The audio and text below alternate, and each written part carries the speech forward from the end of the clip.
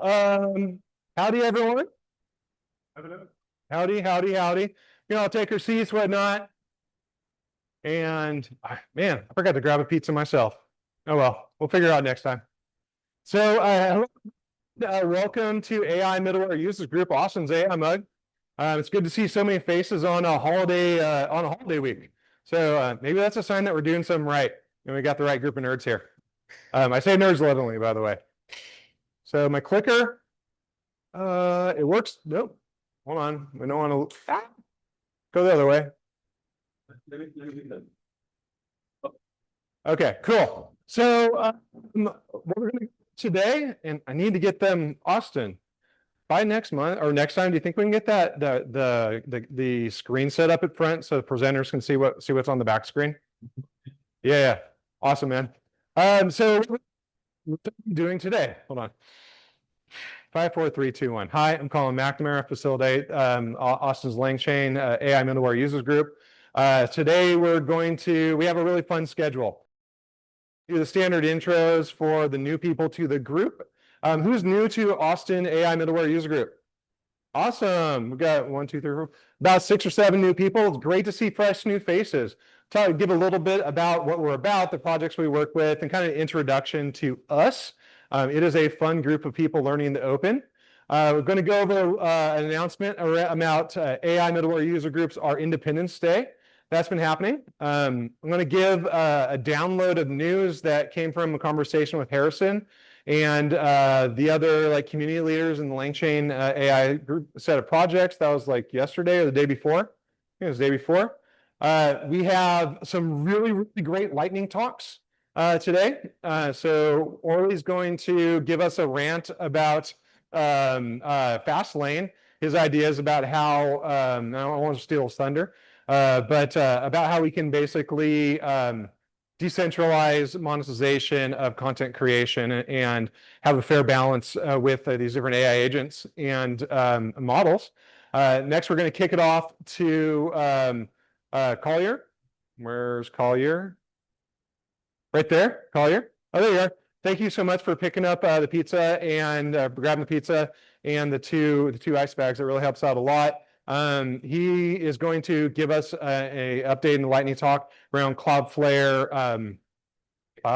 containers, which is basically like a cloud run on the entire Cloudflare edge. Really, really, really neat.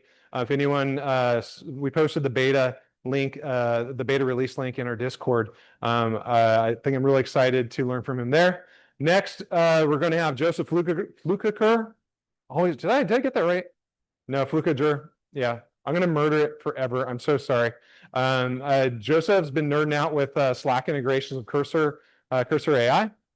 And then we're going to have a thunderstorm talk. So it's a little longer than the standard 10 minutes of our lightning talk. So 7 minutes lightning plus 3 minutes chat. But thunderstorm talk that Sirmaz Robert over here is going to talk about. He went full Leroy Jenkins in the LangChain after one of our meetups and deployed some really, really interesting application stacks. So he's going to do a lessons learned. And then we're going to give it on up to Ryan. There you are. He flew in from Amarillo, Texas, or Canyon, excuse me. And originally it was AI MCP talks testing. I think are you shifting that? Advanced workflows, lessons learned. Awesome. Which is one of the things for those that are new to Austin LangChain or Austin LangChain and Middleware AMUG. We learn in the open. We are not here to sell you anything. We are community supported, member driven, corporate underwritten. But we specifically have been learning AI for 2 years now, together and teaching we'll hack some together. It's half working. We take the podium, we share what we've done. Sometimes we'll troubleshoot it in real time. So let's get into the first thing. So everyone who's online, I think we have looks like about 30 people online right now.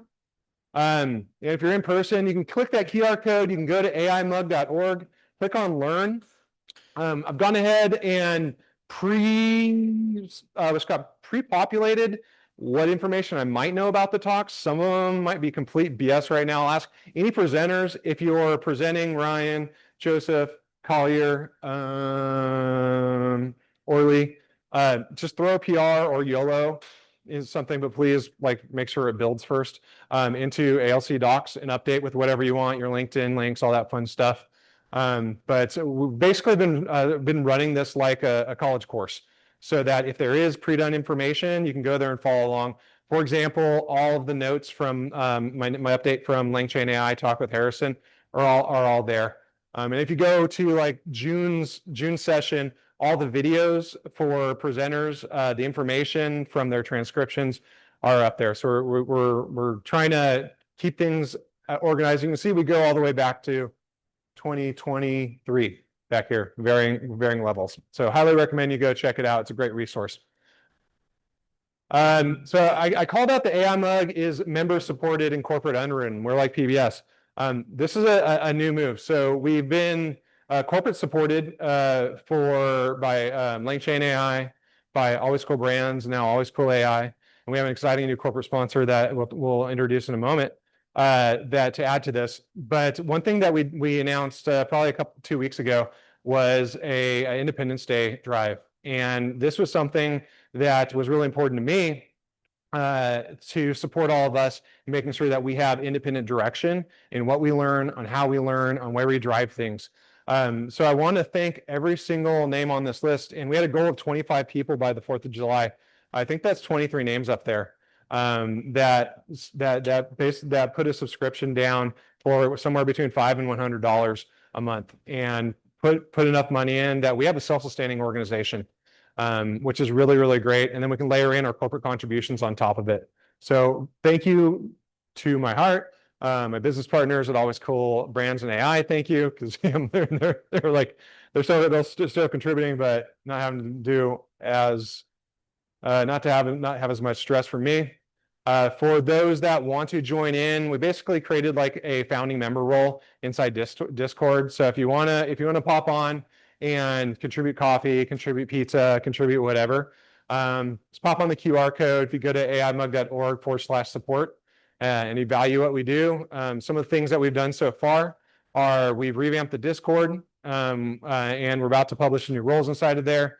We're putting the money that we've gotten this month to video production, so that all the specific segments that anyone comes up and presents, those will be individually cut for YouTube, for Twitter, for others. We have Austin sitting behind us, has volunteered. We have our Center for Government and Civic Service intern who's going to be ramping up our socials, starting with Instagram, right? And then probably next stage past that, want to talk to some of the crypto kiddies in here and start issuing 1151s for presenters. And people are attending, so we can start to get a record of participation, because there's a lot of good that we've done for the community. And there's a lot of fun kind of Web3 stuff to tie into it.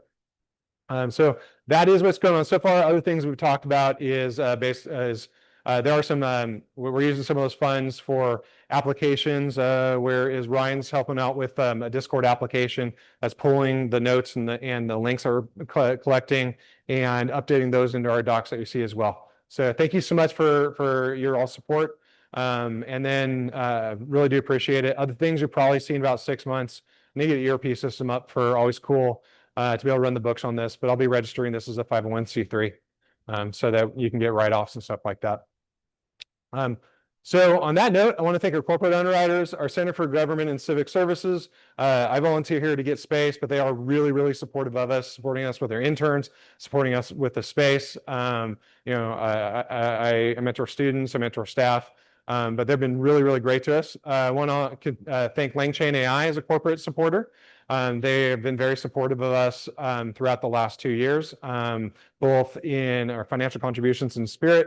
I want to thank Always Cool AI, that's my company, for the money that we've been throwing in and continue to throw in. I'll thank myself. I also thank my partners in the business. And then I'd like to introduce Toolhouse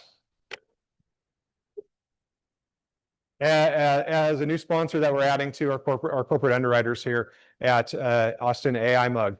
One of the things I'm so happy about this is, one, Orly's rants. Two, that the commitment to community and the commitment to not having our meetups, our groups, our meetings turn into like sales pitches, but really to be able to be a community that learns in the open. So a little bit about me. My name is Colin McNamara. I'm an entrepreneur here in Austin. I'm co-founder of Always Cool AI, which came out of Always Cool Brands. We have 19 SKUs coming into production across three major retail grocery stores right now. We'll be hitting 4,500 stores from Q3 and Q4. We spun out Always Cool AI for ethical AI observability because we needed to be able to ensure that the AI agents that we built into our supply chain met our ethical guidelines of being better for you, better for the world, profitable, ethical and effective. So I founded Always Cool AI. I'm a founding member, I founded AI Middlware user group about 2 years ago. When actually kind of stumbled upon Harrison Chase Chat with Data Challenge, which was like a RAG notebook. And I put it into my due diligence process. And what happened is I actually found fraud in my supply chain, and it saved me from an SEC violation. So went ahead, put a repo up, put a meetup up. We had like one person met at a bar, and now we have over 1,300 members. I used to call myself a 10% developer. I am a cloud builder. I moved to Silicon Valley at 19 with letters of interest for the coaches at Stanford, almost perfect SAT, and a Marine Corps uniform that I wore once a month as a reservist to work my way through college. I ended up working with the researchers and building the largest infrastructure on earth. Moved out here 11 years ago. I used to call myself a 10% dev. Now I'm a 50% dev, and that really is thanks to every single one of you here who we've been able to collaborate on, especially with agentic development. Like, I'm actually kind of a useful developer, and that's my goal for everyone who's new here, is that you can rise up with us. Okay, and my big focus for 20% of my time is focus on the public good, right? And which aligns into our goals here. Just want to help our community succeed. So who I mentioned with 1,300 members. Our big focus is learning in the open, right? So what does that mean? Be cool to people when they're presenting, right? We have 2 rules: be cool, don't be gross, self-explanatory. But as I said, we pitch back to each other. We showcase back to each other. We'll work on code, and we'll means all of us. Any of you are welcome to come join in the fun. We might be working on code for 10 to 10 seconds before we come up, and it'll break up here and live troubleshoot it. The whole goal here is to be supportive and engaging. We have a Discord that I highly recommend everyone join. It is useful but not overwhelming. And that's that. We talk about learning in the open. We meet here monthly, usually on the first Wednesday of every month, except for some holidays. So Labor Day is coming up, and then Colin's going to Europe for a wedding, and I got to go to our factory. So our next August meeting is going to be on Tuesday the 14th, I believe, or Thursday the 14th, excuse me. And then the September meeting is going to be on Tuesday the 9th, and that's updated on Luma and Meetup already. And then our next in-person here will be actually a hacky hour out on town, where we go, bring our laptops out, hack on, I think Tuesday, July 22nd, we'll be at Cosmic. It's all to you. We also meet for office hours at 5 o'clock every Tuesday. And if you go on to aimug.org or the Discord, there's a link to start that. So for the new people that are new to LangChain, what the F's LangChain? Okay, so LangChain itself is basically a templating engine for easily making AI agents. That's all it is. If you are running like hyperscale production, you're probably going to write something a little more directly to the code and optimize it. But if you're just hacking something together, that's what it is. That's where we started here with Austin LangChain. Now, over the past 2 years, agents have evolved into graphs, right? Which is how we connect agents together. And that's where LangGraph comes in. It's a great way of defining what are called nodes and edges and the relationship of agents and virtual teams.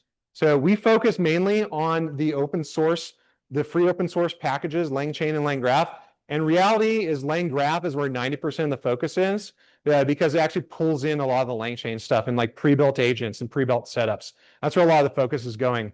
Other places that we play in is the open source integrations. One thing that's been great for the LangChain project was when a new AI platform or integration comes out, they'll merge anything into the integrations. Like if you want to come up with a company, merge it in, they'll accept it, right? And so it's a great place. There's also, if you are want to support the open source projects, it's always great to support the commercial efforts of these companies. Langsmith is like a web-based debugging tool. They can see the traces for your agents. I use it for the always cool brands side. I have our supply chain agents log out to Langsmith. And then for those people that want to have like a point and click platform for deploying and managing your agents, for handling shared state, there's LangGraph. Although you can also run it on what's called Google Cloud Run and all sorts of stuff. Yes, sir. Lang, there's a lot of things named Lang. Lang is not a trademarkable thing. So LangFlow was acquired by IBM. Yeah, and LangFlow is a visual interface. No, they use LangGraph under it. Yeah.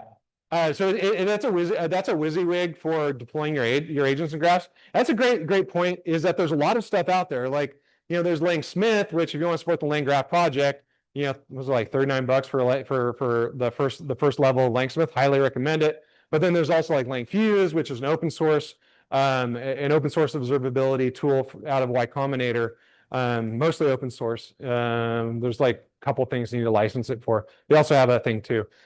We tend to focus on the common elements here, right? So LangChain, as I said, is really important. So let me give a little bit of update from a call I had this week with Harrison and about 20 other like ambassadors and like in community people. So LangGraph 1.0 is coming soon, right? So 1.0, we've been waiting for this for a very, very long time. What are the big things inside of here? So I mentioned this a little bit with LangGraph, is that LangGraph has pre-built agents and pre-built architectures, which may pull in LangChain code.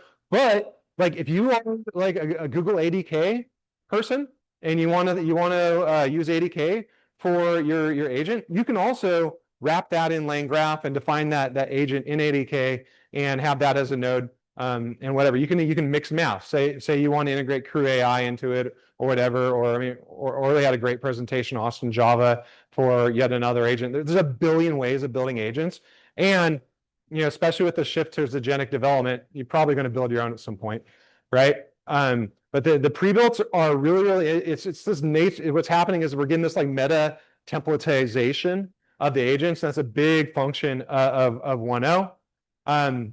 Other thing that has been really helpful for me has been the insights that you can get into LangGraph. So I went down the rabbit hole of open telemetry and fanning out into different open source and closed source trace management engines, Prometheus, Grafana, Loki, all that. Again, like unified visibility and being able to tie in alert management to all sorts of things. What's every single week inside the LangGraph project, there's basically new features which are getting more and more visibility, and not only for your agent graphs, but also for like your stupid Python scripts. Like I have stupid Python scripts that like move files around on my laptop. That the functions, it's just built in LangGraph, and the functions I have logging off. Right now, one of them's going to Langsmith, another one's going to OTel collector, right? But you can really start to get instrumentation of a lot of like your CI stuff, your DevOps tool chains and whatnot. And then another other big thing for 1.0 is really just trying to make it so that the developer workflow, and there's like kind of two paths you can go on. You can go the canned LangGraph CLI. Everything is pre-built for you. Memory is handled. State management is handled for you. And that ties directly into Langsmith. If you're new, go down that route first. But there's that workflow, but then also the tie-in to the larger state management. Let me see. So we talked about LangChain 1.0. That's probably about 6 months out from now. It's a fast follower for LangGraph. And the kind of the key takeaways for LangChain is it's really being simplified to components which are taken up by LangGraph. The focus is really moving up to what's called to LangGraph, and then in the LangChain project, which you think of as a small corner of LangGraph, where things are going. basically working on improvements for integration and stability, right? So that you know those pre-built agents that you're pulling inside LangGraph, the pre-built graphs in LangGraph, that you have a simplified, reproducible, auditable, buildable chain. And then, as you go and customize things further down the line, you can take it wherever you want. The other big thing is image and multimodal, which they've been doing a bit. So Langsmith, GPDR compliance just came in from a request that from me and one other ambassador probably last week. It was a 3-day turnaround. So if you do need GPDR compliance to delete records, you can do that via the API now. So other things that are happening and new, trace discoveries, right? So like one of the things that is challenging that I found is challenging, especially if I have like multiple agents in a graph doing a workflow. If each node in the graph, I can tie that into a trace in a session. But if you're pulling that out into something a little bit bigger, it's sometimes hard to reference them together. You can do like meta information and tagging and stuff like this. But the ability to basically drill down and find related traces, that's a big space that is growing inside Langsmith. Other thing, the LMS judge, is anyone doing evals with their agent swarms right now? 1, 2, 3, 4. Anyone else? Okay. I would highly suggest 5. If you are putting up your agents in your graphs, start pulling it into whatever engine you want to troubleshoot it with, and at least put a human annotation queue so you can review. But LM as a judge, I deployed one last week. Is really cool. So you can basically write prompt templates to evaluate your agent's performance and start putting metrics of like hallucination, 0 to 1 for hallucination. You can put, one of the things I face a challenge with Sonnet is it's really people pleasing, right? So over promising. You can easily go and the things that annoy you in your AI development, you can put in your evals. I highly recommend that for everyone. And the other big thing is Langsmith. They're building analytics in it. Honestly, in my opinion, I think what you should do is pop it to an open telemetry collector, pass the traces up to Langsmith, and then fan out into Prometheus Grafana, right? And then draw the links from your Grafana dashboards back into Langsmith or whatever the heck you want to use. Because like if you're not using Prometheus at scale, or even if you're small, I think you're missing out. It's what it's everyone, at least the cloud providers do. And then if you're using Datadog, like, continue swiping your paycheck. Other new tools that are coming out. So there's a big focus on deep research. Are anyone here using deep research agents in their code? 1, 2, 3, 4, 5. So deep research agents, I'm finding are really critical to my workflows. I'm using them for my board member briefs, using them in a couple projects in the energy space. And I use it day to day for like ingredient analysis for Always Cool. This is like a really interesting space where not only can you deep research on the internet, but maybe if you use it on your intranet or on your internal networks, it's a great opportunity. There's some really cool templates that are coming from the LangChain team. Now, the other thing which I think is really cool that we're going to see at Interrupt in San Francisco, we had 7 people out here. One of the conversations I had with Harrison was it'd be really cool if we had version AI development agents. So LangChain is developing a basically externally hosted MCP where we'll be able to tie in our Cursor, Claude, Klein, Rue, what the heck ever we want to develop with to basically a hosted dev agent. So if we want, LangGraph 1.0 specific code to come back to the MCP, it's happening. So they did that in, how long has it been since we came back from San Francisco? 2 months. So 60-day turnaround. I expected another 30 to 60. I'll tell you all, we hopefully get early access.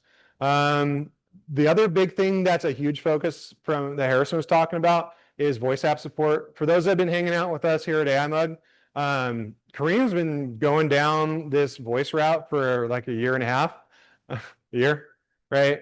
Same thing when Kareem was starting on tool use, which now we call MCPs. So, this is really, really exciting. This is, about getting our asynchronous agents with a synchronous voice interface. And so expect all those to flow down into pre-usable templates within LangGraph, which, I don't know about you, but like when if I'm writing LangGraph, I'm spinning it up inside probably root code or Klein right now with Context 7 and the MCP docs plugin from LangChain. But we're getting really quick to being able to just speak to our development agent and come up with a voice agent that we can run for our businesses, which you can do right now if you want to hack on it. Other things that are that big that came out of the LangChain team, the SOC 2 compliance of running service provider, you really have to be SOC 2, HIPAA and GPDR. On the enterprise side, I'm pushing hard for FedRAMP reference architectures. So back in the day, back in my days, I was like one of the first employees at OCI.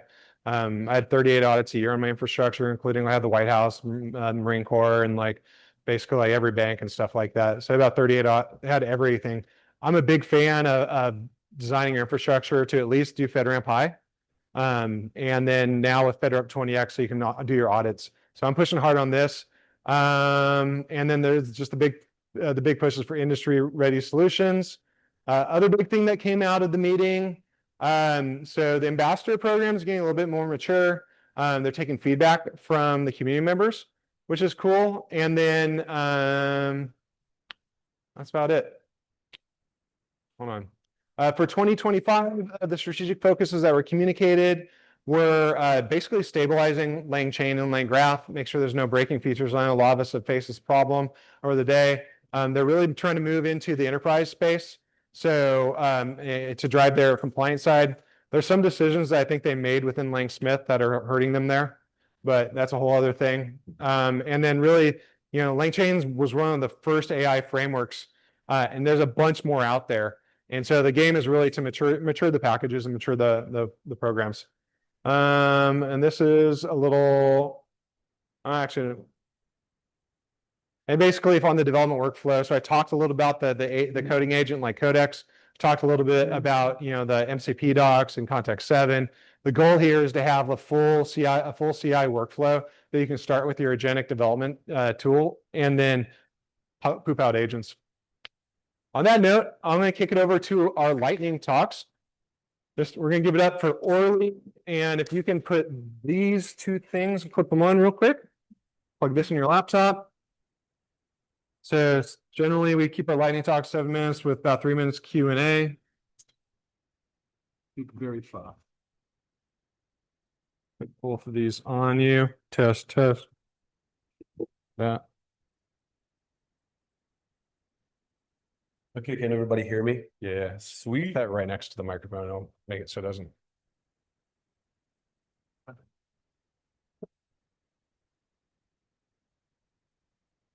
There we go. Cool. Good for Orly.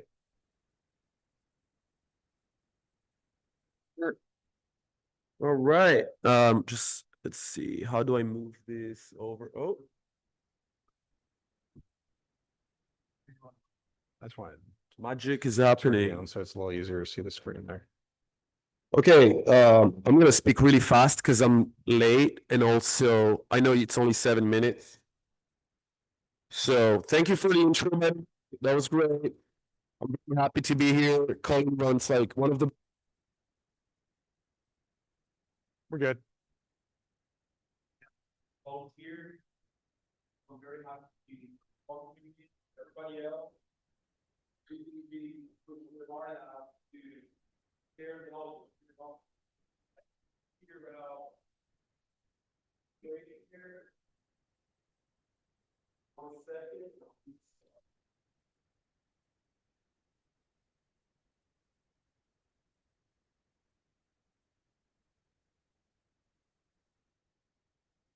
second. Oh, they can't hear? Online? Let me check this real quick. Yeah. Oh, the mute button's hit.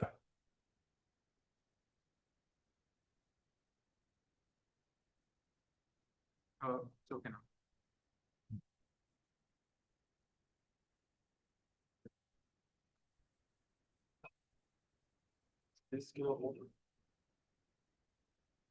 Okay, maybe I just do that. It was muted. Can we get a sound check for it? Sound check, mic check. Thank you. I don't think something is not working. It's not good. HDMI failing me. There you go. Yeah, I was trying to.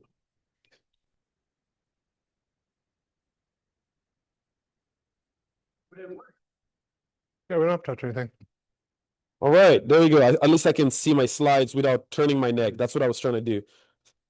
Okay, so today I'm going to talk about Fastlane, which is like a side project, which turned out to be really important. If you wonder why, what is Fastlane, I'm going to tell you in a second. But it's truly a way to make it so that everybody on the internet can experience a better web, not just humans, also machines. As you probably know, like so many things out there on the web are crawling through websites, taking that knowledge and giving it to LLMs, or for other reasons, for training other algorithms. So about me, my name is Orlando. Everybody calls me Orly. I moved here 10 years ago.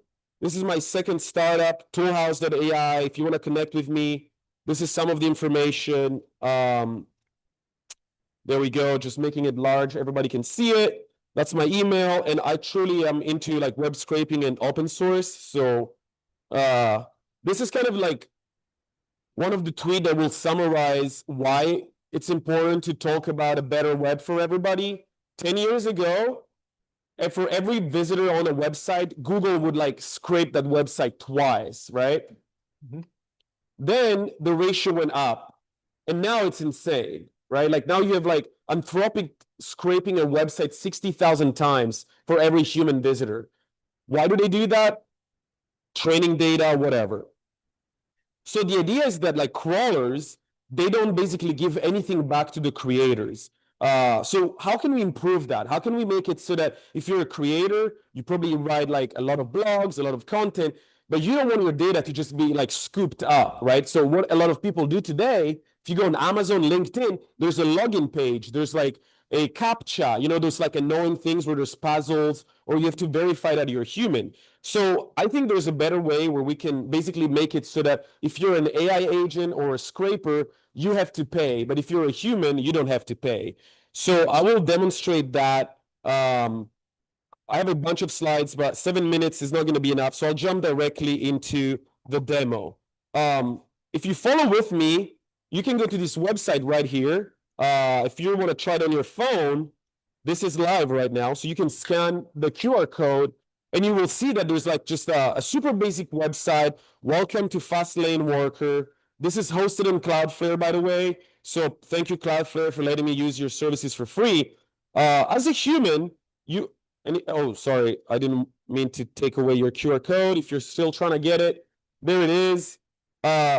You will notice on this page, though, that you have like a link which takes you to like a fake blog, right? Which we will click in a second, and then you will also see that there's a table here that has like an ID, a token, which is obviously fake, and a wallet, which in this case it's 97, right? So, and then you also have a publisher, which has a wallet with a value of 203. You will understand in a second what I mean by that. Now, let's pretend I'm a human. I go to this website.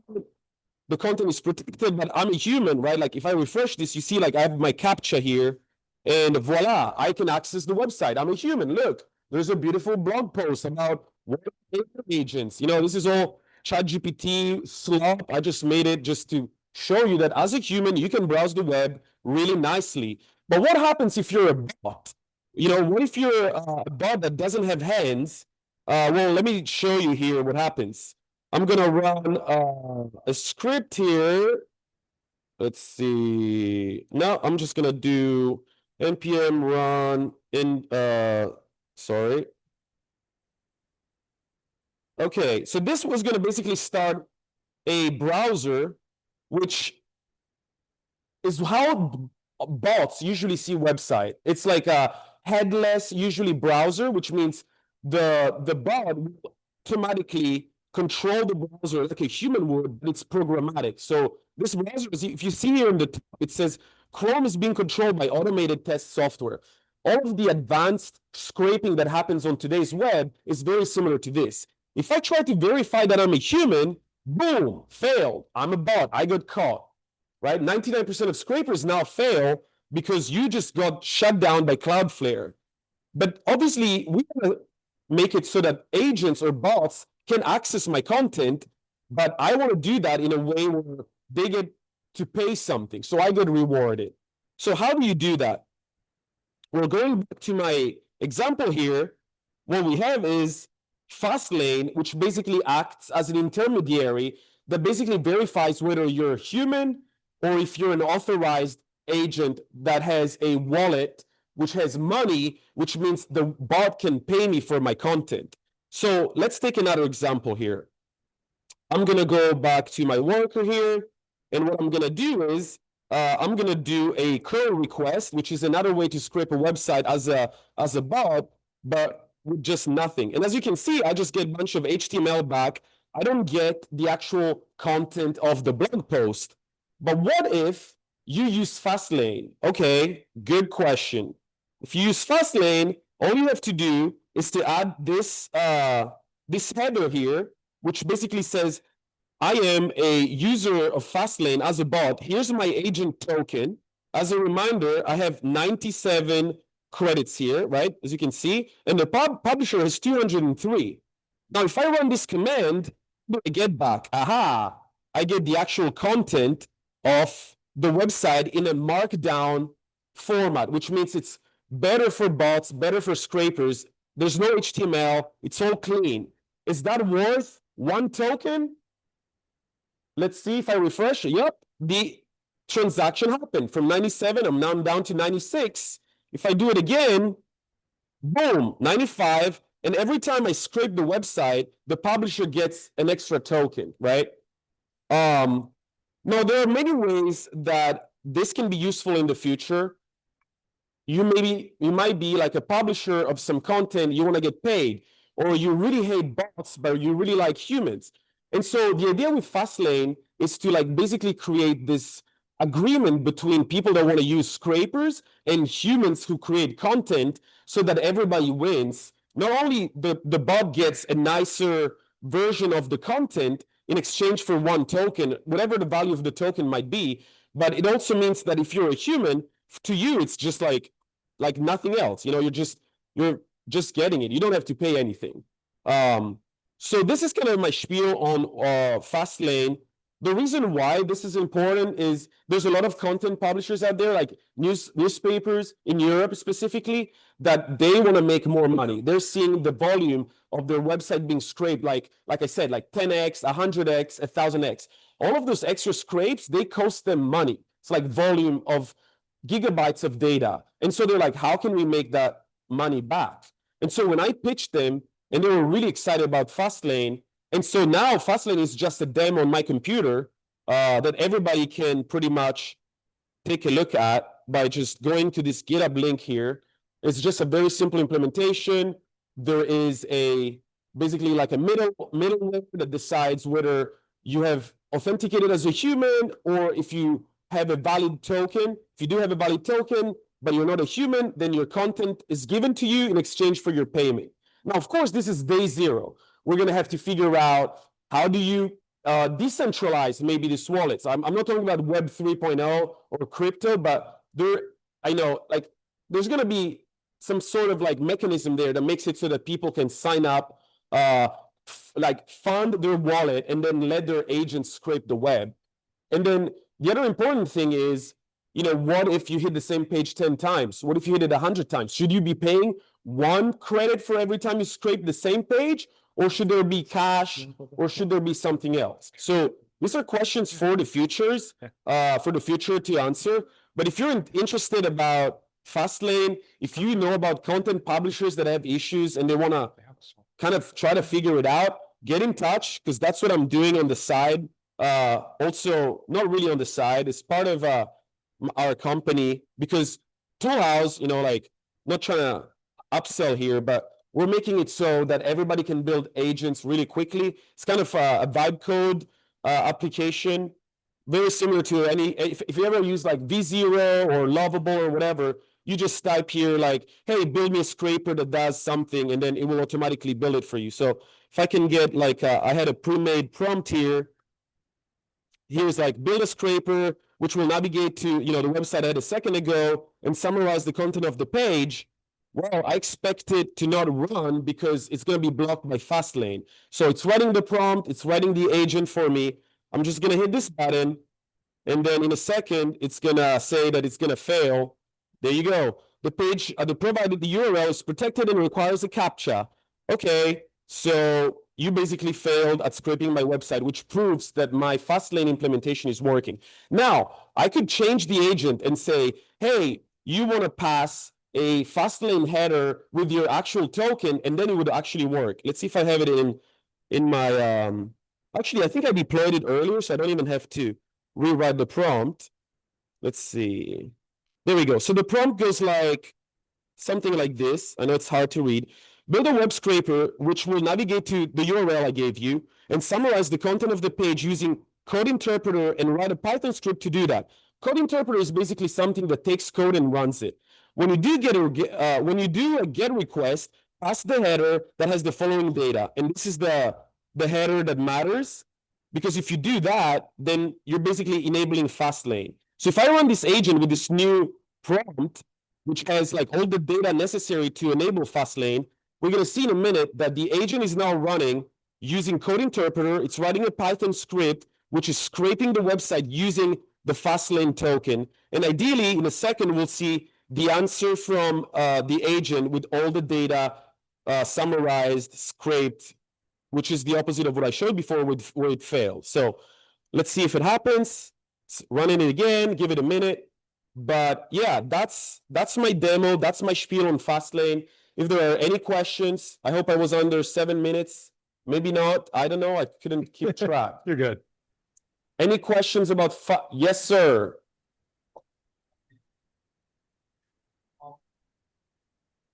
Can you repeat the question? The question was, did I see the use case yesterday about Cloudflare? Yes. In fact, I started working on Fastlane just before Cloudflare had announced a previous blog post a couple of months ago. This is at Toolhouse, we build agents.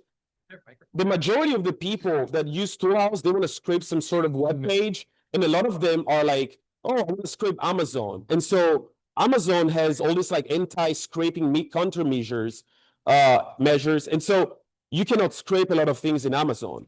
And so the answer is, yeah, I absolutely think whatever Cloudflare is doing is amazing. It's probably more complicated than what we're doing. We're keeping it simple, something that anybody can implement. These might get to the Zoom. Yeah, like the repo, our code is up. So Repeat. any other questions about scraping or? Yes, sir.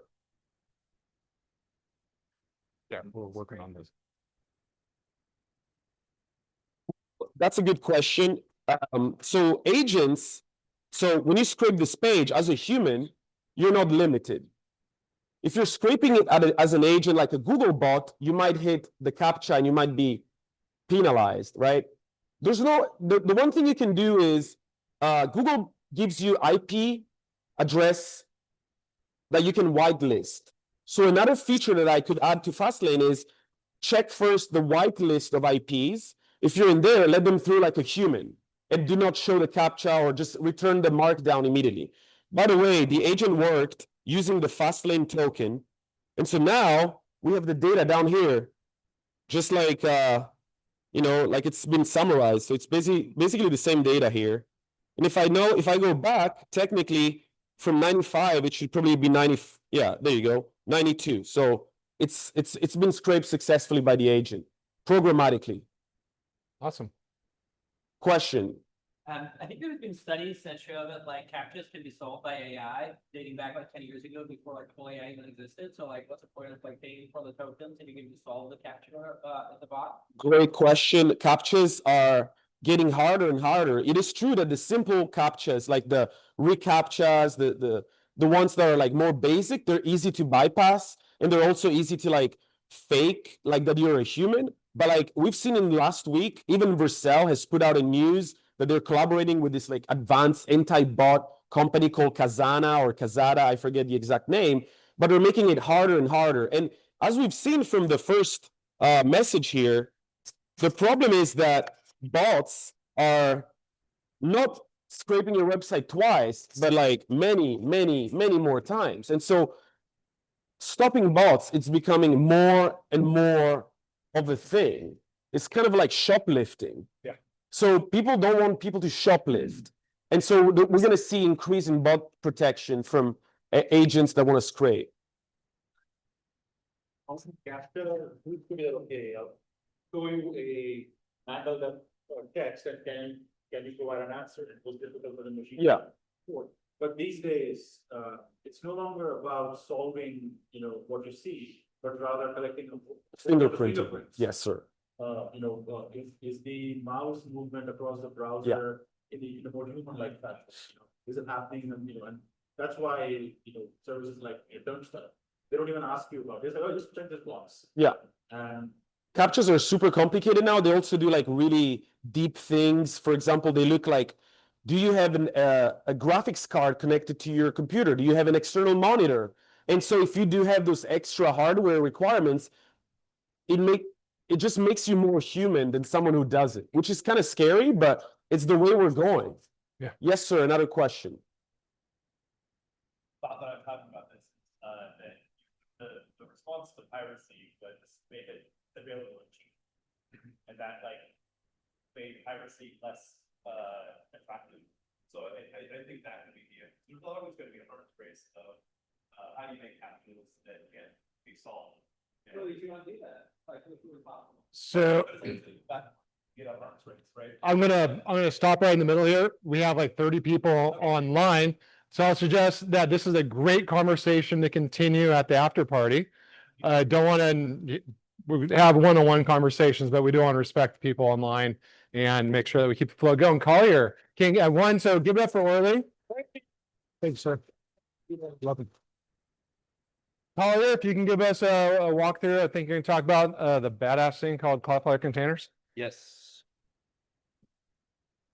And for the remote people, put it right next to the, yeah, there you go. Yeah.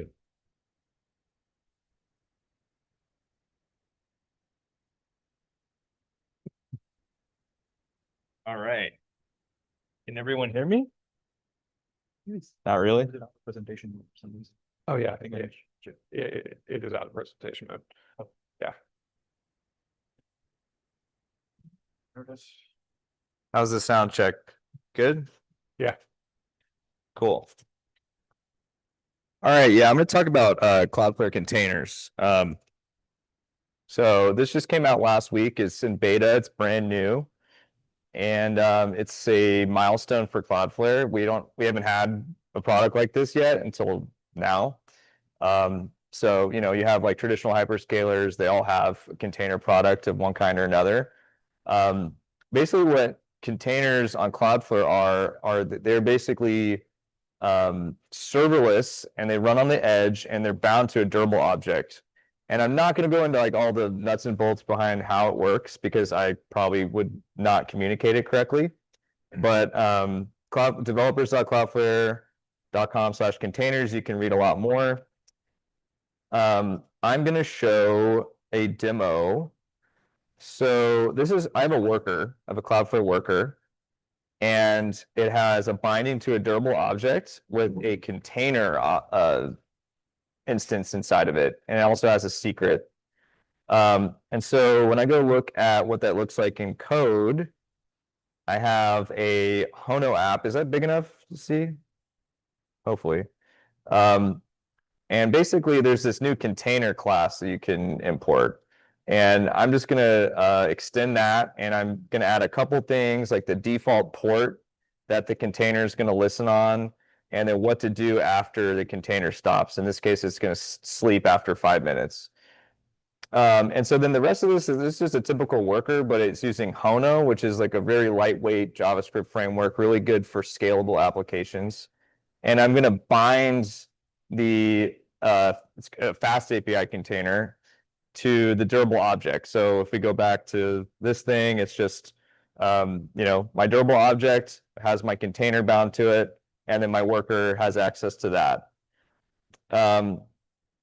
And then I'm going to basically just proxy all of the API requests that come to my worker straight to my container, which is running Fast API. And I'm going to pass in some secrets also from Cloudflare Secret Store. And so that's kind of like the nuts and bolts of what's going on. And this bottom part, for those who have used Cloudflare Workers, might look a little more familiar. When I'm basically just taking the Cloudflare fetch handler from the Hono, and I'm just sticking it in there as the workers fetch. And then I have a scheduled parameter too, which is cool. With Cloudflare Workers, you can schedule them to run. So this worker is acting as both an API that someone can hit and request to, and a batch job that runs. And both of them are going to call my container, which is cool. So in this case, I'm starting the container and I'm passing some environmental variables to it. The interesting thing is that the way this works, so let me show you this. This is kind of the nuts and bolts of when you deploy something on Cloudflare, you have these bindings. And I have this containers binding right here. And it's just a link or just a path to my Docker file, which is right here. So when I deploy it, it's actually going to like build the Docker image locally and then push all of that up to a Cloudflare image registry. And then it's going to be accessible by the worker. And in this case, I have 10 instances that can run at the same time. This is just the name of the class. Here's the durable object, secret. But the cool thing is, like, here's my Docker file. Has anyone used Fast API? It's great. If you haven't, you should check it out.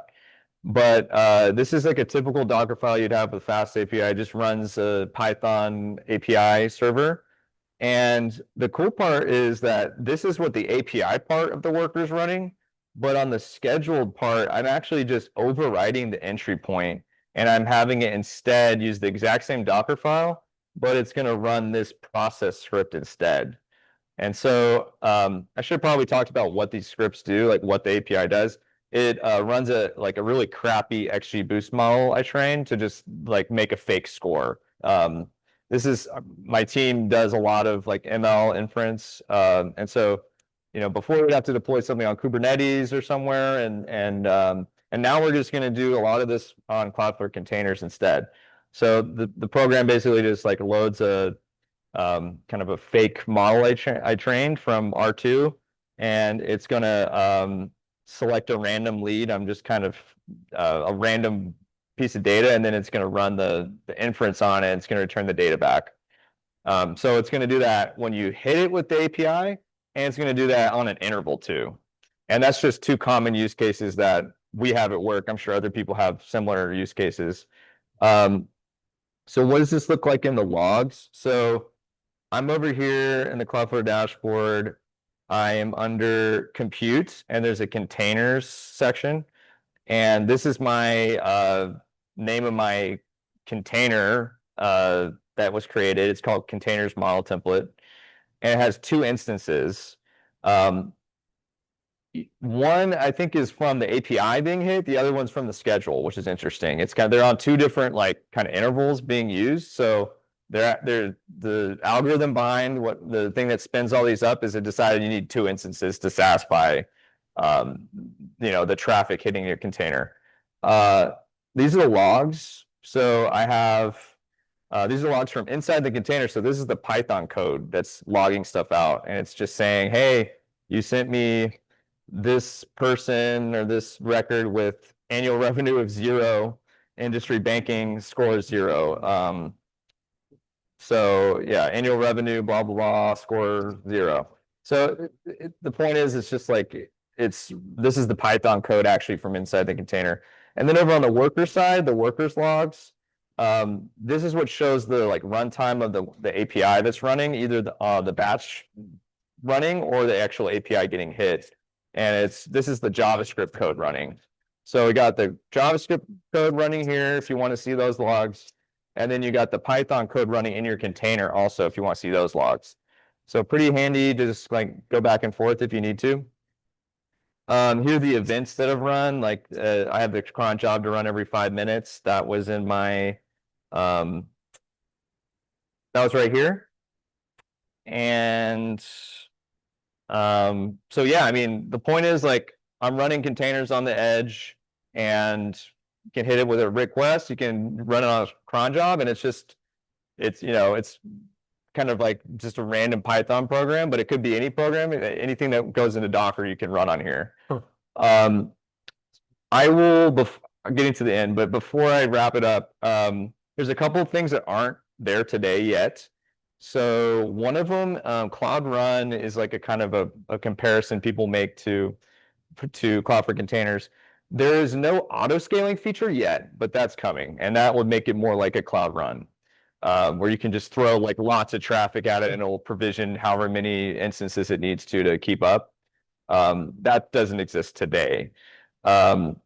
Another thing, so volumes aren't there yet, Docker volumes, but they're coming. So you would be able to mount like an R2 bucket as like a file system to your container, and then you can like pull in all the files from your R2 bucket. And for those that have used workers before, you might know about bindings and how you can execute methods on those objects that are bound to your worker. That will be available inside of your container through the volume at some point. So you could just have your Python code execute the binding method on your R2 bucket or your D1 database or your workers AI or whatever. And you don't have to keep going back to JavaScript to do that, which is pretty cool. Also, the exec command, which Docker users know, lets you just run arbitrary code inside a container. That's going to come too eventually. And there's a few other things that aren't there yet today, but the team, knows about them and is on the roadmap. It probably wouldn't be a great talk if I didn't talk about pricing at some point. I don't know if these numbers are real or not. I just kind of said perplexity. Hopefully you can figure it out. I said, what would it cost to run 10 containers with half a CPU, 4 gigs each, which is that's the kind of largest container instance version we have right now. Run 10 hours a day, 5 days a week, pretty much just like nonstop workload. These are the numbers it came back with for Cloud for Containers. It said $162 a month, which is not bad. It's probably on par with, I don't know. It depends on what you're doing, obviously, beyond that, but that's a baseline. It's not terrible. Fargate, which is an AWS competitor to this, it said it was like way more. Fargate with spot pricing, which has much longer cold start times, would be sort of cheap, but still more. And then Cloud Run is like way, way more. So I don't know if these numbers are that accurate or not. I guess we'll find out over time, but I thought it was at least compelling to bring that up because, for me personally, I'd love to put more stuff on Cloudflare containers, both at work and my personal stuff too. So please go check it out if you want, and it's in beta. You can go in the Discord and people will be there to answer questions, and other people are in there testing it out. So yeah, I hope you give it a shot and let us know what you like or don't like about it. But yeah, that's it for me, I guess. Awesome. So I have a question about so I have this like stupid, it's not even stupid. I use it, my most used graph right now is a Python LangGraph script that goes and pulls in my markdown files that contain all my transcripts from my meetings and enriches my notes, right? Use it a bunch of times a day. It's an Obsidian, so it's back to like a Git repo. And then I'm using Llama 318 billion parameter on there. So how can I get access using containers and Cloudflare's Edge to like a Llama model? How does that work with these? So if you're going to do inference from inside the container, you can use, right now, if you want to use Workers AI, you'd use REST API. If you want to use ChatGPT, I mean, anything you can pip install, you can, if you want to pip install OpenAI SDK or whatever, like that'll Gemini.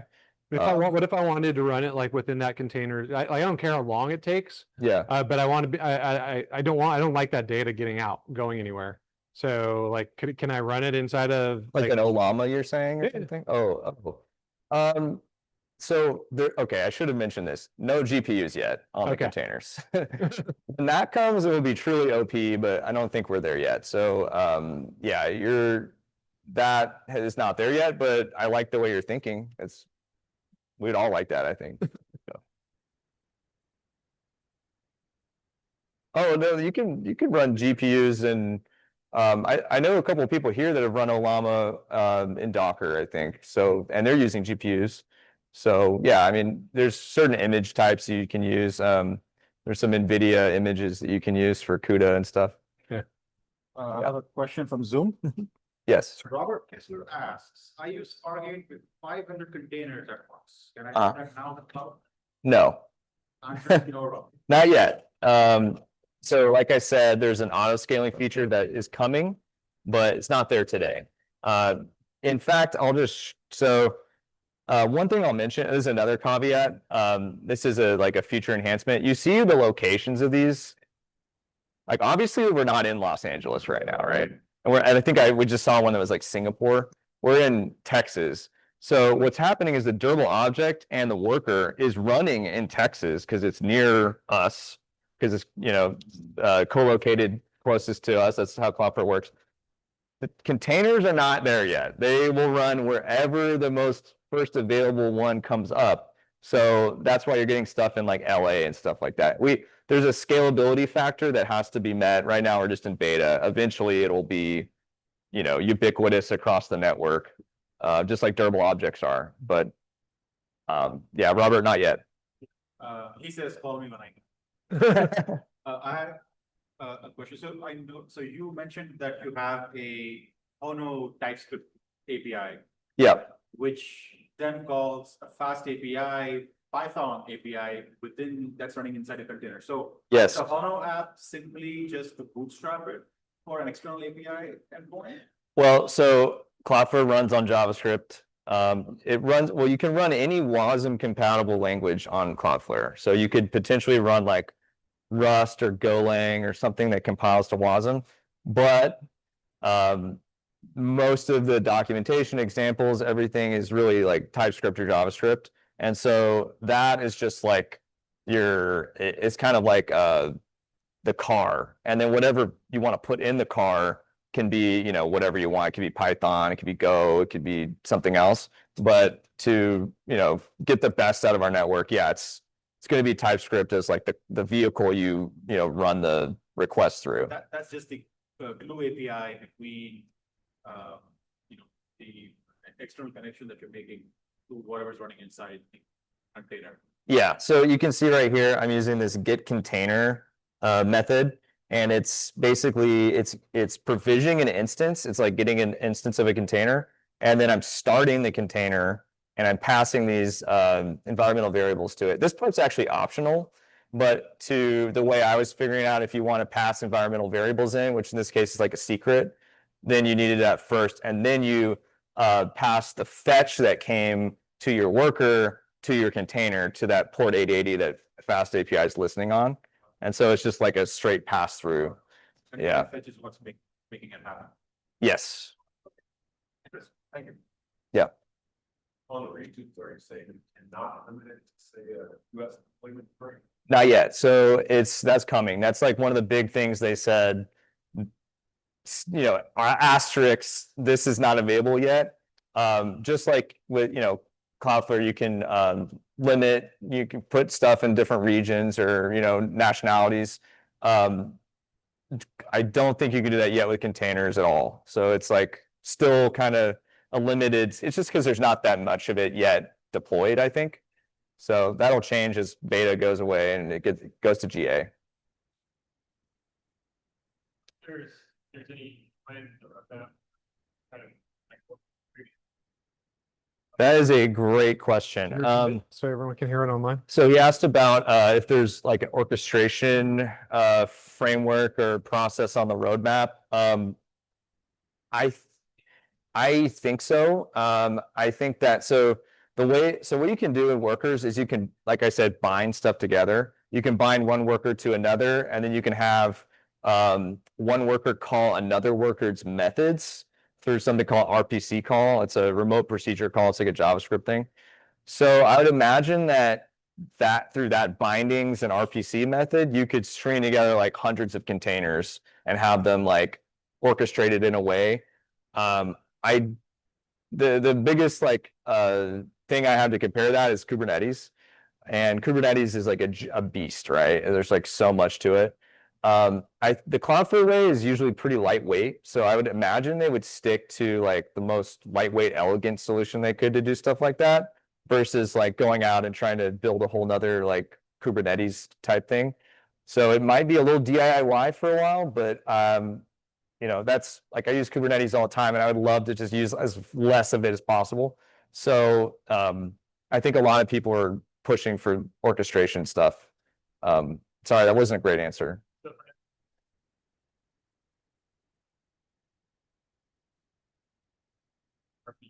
Yes. Yeah, you could like call another container running in another worker and have it fetch into that container and do stuff there. Yeah, I don't have an example of that yet, but it's on my list. Yeah, it's a good question. Awesome. Well, I look forward to more questions at the after party. I want to please thank to Collier for dropping the knowledge on Cloudflare containers. I know I'm excited to use them. Probably put an hotel collector up there next. And let's give it up for Joseph. He'll drop some knowledge about Cursor and Slack.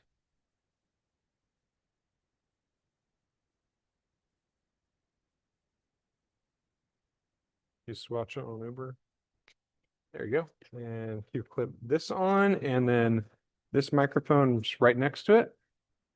All right. You can find it on Minecraft in Cloudflare. Yeah,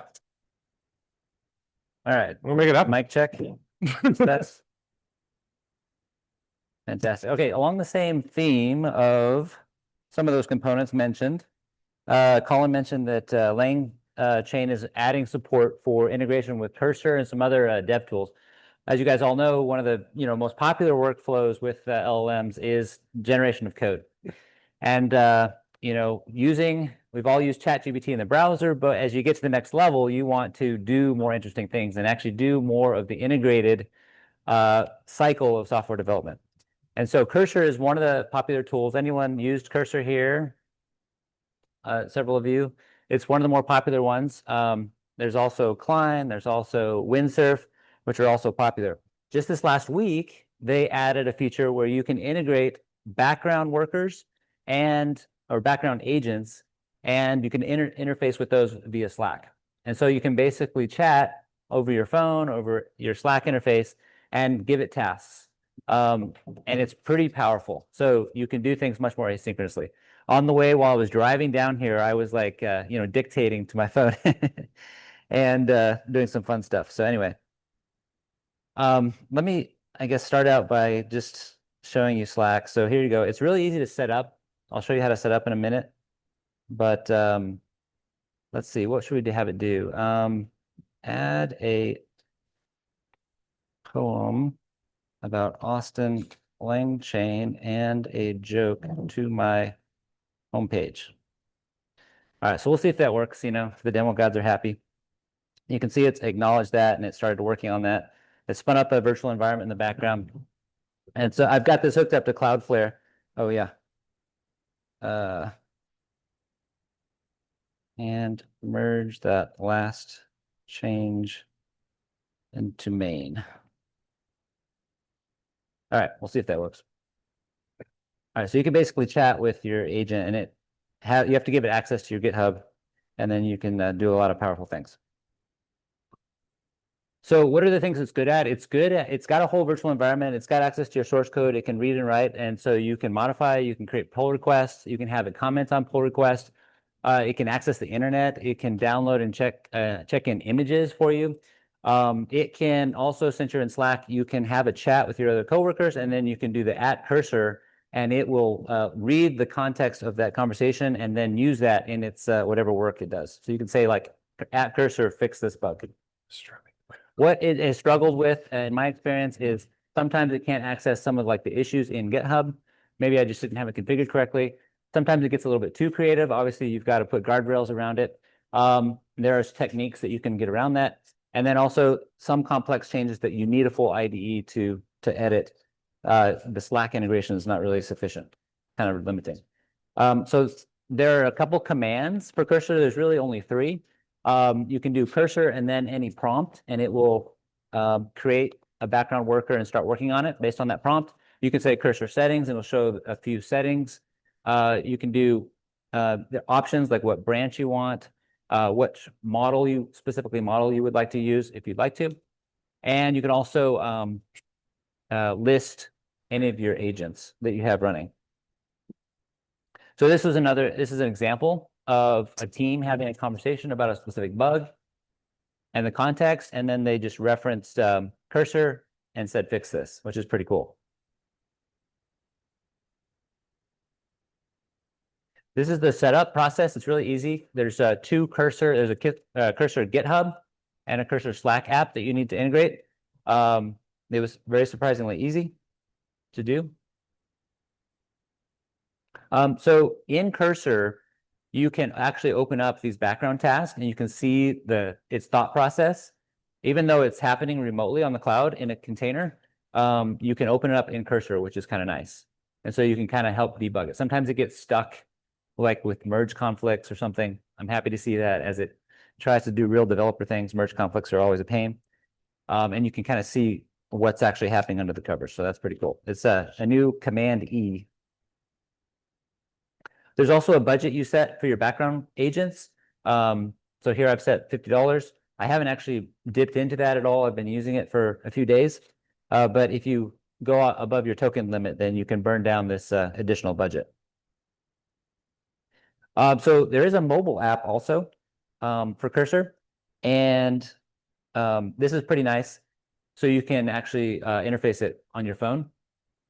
It's a little bit better than Slack because it shows, like I said, all the context of the conversation that the agents are going and having and all the work. And you can actually add additional prompts here.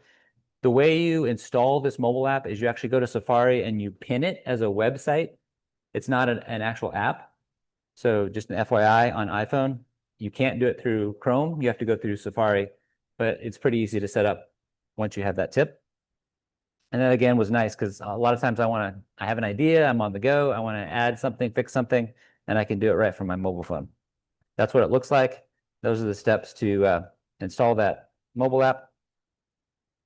So I'm currently set up on Cloudflare. Definite big shout out for Cloudflare. I was really impressed with how easy this was.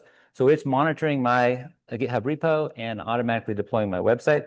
So I've got this website out there at datadev.ai, and when I make changes, it actually gets deployed out there automatically. So this is what the website looks like. And so it's just an informational website I'm spinning up. And oh, there we go. There's our poem. All right. So you can see just with my little prompt from Slack, I was able to modify my production website. Which says, I don't know, let's see. In the realm of code where data flows, lives Austin Langchain, everyone knows. With chains of language, models so bright, he builds the future day and night. From prompts to responses, seamless and clean, the finest AI architect we've ever seen. In Austin he dwells, with tech dreams take flight. Langchain's pioneer, coding with might. Yay. And a little humor, let's see. Why don't programmers like nature? Because it has too many bugs and no Stack Overflow to debug them. Awesome. Wow. So pretty funny. I had it also on my way over here, like summarize all the current AI news and add it to a markdown page. And so it did this news page. And so now I've got to go read through this, but it's basically got, it searched the internet, it looked at all the latest feeds and all the latest developments for Langchain, actually. And there's some of the things that Colin mentioned. So that was kind of fun. As well, I also had it like add a picture of a puppy. And for some reason, it added a picture of a cat. But then I asked it to fix that. I said, hey, this is a cat, not a dog. and it fixed that. So there we go. It added that dog. And I also asked it to like philosophize on Austin Langchain. And if you look through this, this is actually kind of disturbing and kind of inspiring. So anyway, it's at this URL if you want to go read it. Colin, I think we need to put this on our website now. I think we need to raise the bar of what our aspirations are. We need a mission statement. Go to PR, right? According to this, we're going to solve all the world's problems. All right. So just a little context of what competitor products are out there. I think this really raises the bar for a cursor. There was a product called Devon AI that came out a few months ago, and everyone was like, oh, this is amazing, and it costs like $500 a month, and it's going to start replacing developers. And everyone kind of quickly realized, well, there's a lot of times when you need an IDE. There's sometimes when you want like a little chat interface through Slack, and there's sometimes you want an IDE. So I really like the fact that Cursor now gives you both options. And I think it enables you to both, work on things in the background, to check things, write unit tests, etc., but also have the full power of the IDE. And so there's a pretty good price point. And then these are just some comparison prices. I saw that Devon AI probably in response added a cheaper option. But there's also Replit code that's pretty popular. There's ChatDev, which is a multi-agent. There's AutoGen by Microsoft. There's GitHub Copilot. I don't think GitHub Copilot has background workers. They just added agents, but they haven't added background workers. Yeah, there's like Cursor, Claude Code. Yeah, but the difference is Claude Code doesn't have these background workers, right? But someone was telling me that they like to use Cursor with Claude Code. Yeah. Which is he's getting better results, maybe because they have higher token limits or something. So I'm gonna go try that out. Stack. Which one? Stack them all on top. Yeah, stack them all on top of each other. So yeah, this is that crazy philosophy that it came up with. All right, well, I'll check this into the GitHub repo on AI Mug, and you're welcome to follow along. But it's super easy to set up, so you can probably just search the public documentation. Any questions?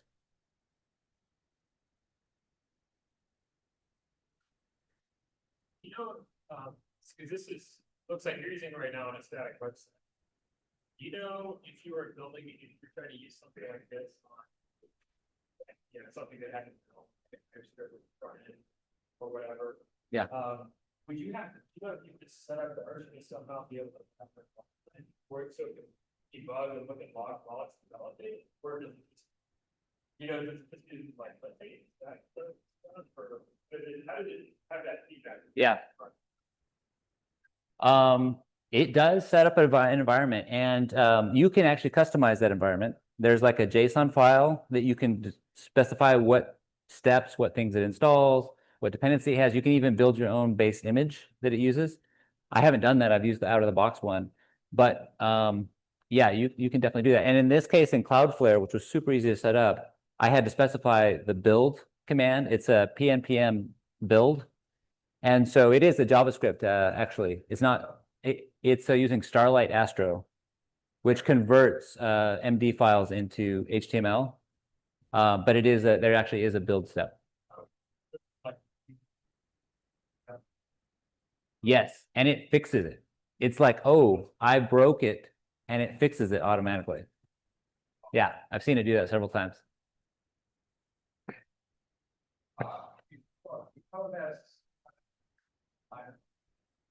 Google code? I'm not sure. Klein, yeah. No, Klein is a plugin. I haven't used it a ton. Colin's used it more, but it's a plugin for VS Code, right? Yeah, root code. Oh, root code. Okay. It's like Klein with orchestration, with a separation of functions inside of it. I'm sure they'll add it at some point, but I don't know right now.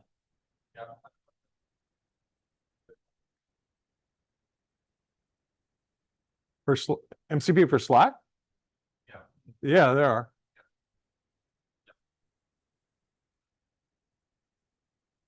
That'd be a fun thing to diagram. I'm kind of getting in like a recursion loop. Yeah, that'd be great. Awesome. What other questions I got for Joseph? Well, Joseph, thank you very much for taking us down. I know originally you talked about doing an N8N talk, and then you just went full Leroy Jenkins on this, and I appreciate it. Right? Maybe next time we'll do the N8N. Yeah, maybe you write the N8N code through Slack into Cursor and figure out a way to kick it in production. Cool. So thank you very much, Joseph. Next, we have Rob, who's going to talk about Emojorn. And let me get you set up here. For those that don't know, by the way, Ryan created these rad meme shirts. So we have a couple of them that are floating around. Let's put this on here. And then this right here. If you can't read it from here, you know, who's a fan of Rick and Morty? Right? Okay, you know, he has a little AI robot on his desk, right? And it's like, what's my purpose? Right? And then Rick's like, you format JSON. It's like, oh my God. Right. So we're developing the next generation of AI to do the stupidest shit on earth. So I think this is funny. I do want to call it Ryan's cool stuff. So let's give it up to Rob. Thank you. How you doing? I'm Robert Davis. I come to y'all from Dallas, Texas. Originally, I was a Cisco engineer and learning how to automate networks, and I figured out I like development a lot better. So ended up moving to Austin. I'm a senior software architect here now. And here recently, I've been starting to dive into AI and specifically agentic development. So this is a little app called Emojorn. It's started out as a friend coming over to the house. He's a CTO of a startup, and as a lot of y'all are probably very buried in tasks. So wanted to kind of turn him on to agentic development, see if I could kind of level up his game and help him out a little bit. So I asked him, I said, what do you want to, give me something simple. It's always simple at the beginning. He says, you know what, I want to be able to talk to my phone and get some behavior analysis from it. Like, I want to be able to pour my heart out to my phone and have my phone kind of talk back to me, right? And give me some information. I said, you know what, let's take that a little further. Let's like actually do some actual analysis of what your journals are saying, things like that. So this is I'm going to warn you now, this isn't fully working at the moment. This is part of why I'm having this conversation.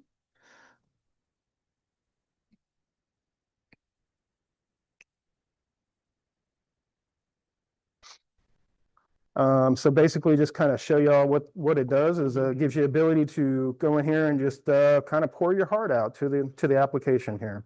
You can tell it what your mood is, give it a title, tell it how you're feeling, tag it, relationship issues, things like that. I've already got some in here just to keep things simple.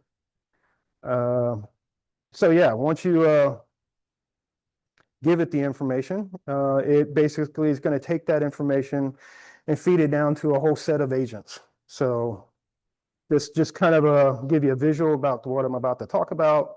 So this is a case study on what not to do. So yeah, let's get into it. So AI-powered wellness through personalized journal analysis.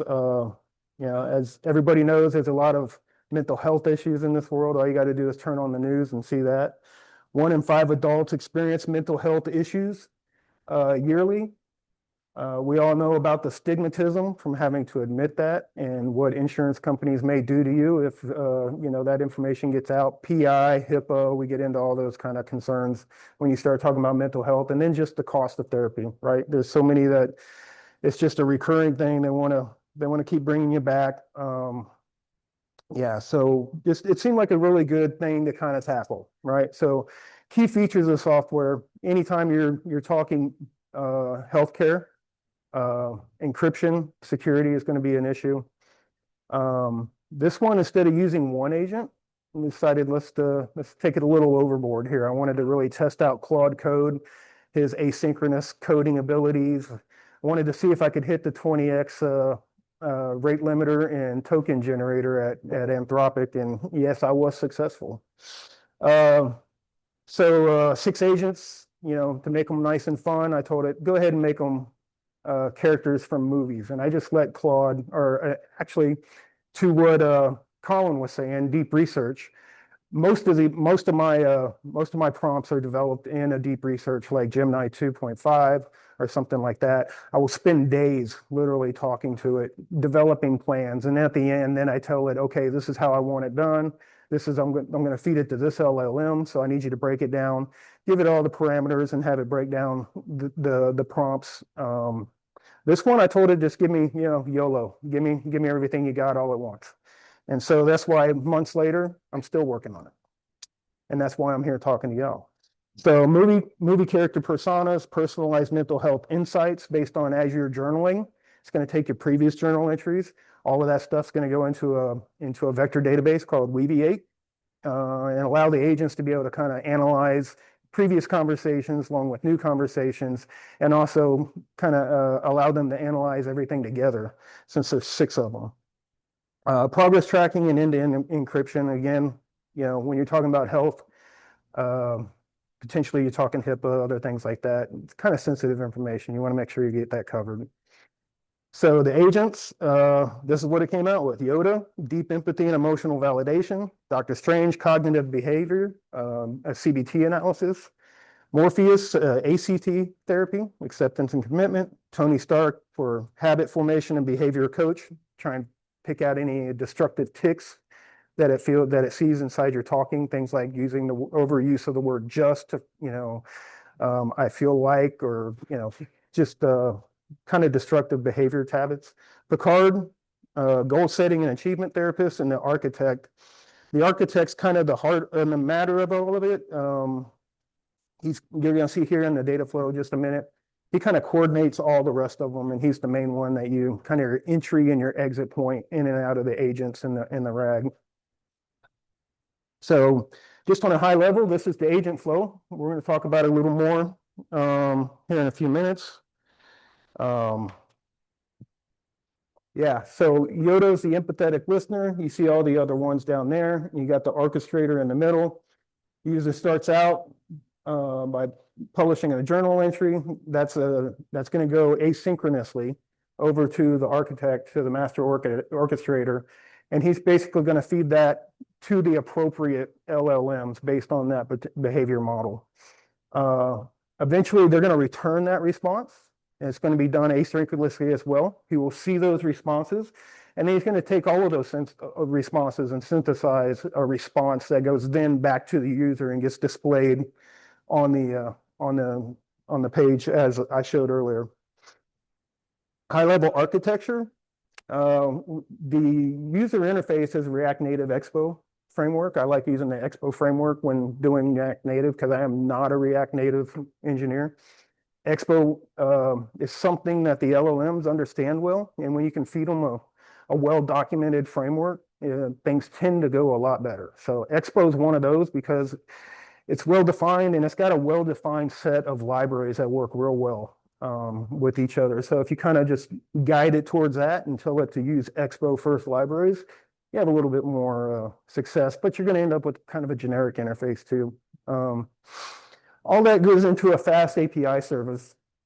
We don't want, as y'all know, whenever you feed something to an LLM, it may take a few minutes for that, for it to process and chunk on that. These are not local agents, so yeah, it's going out to ChatGPT to talk to these guys.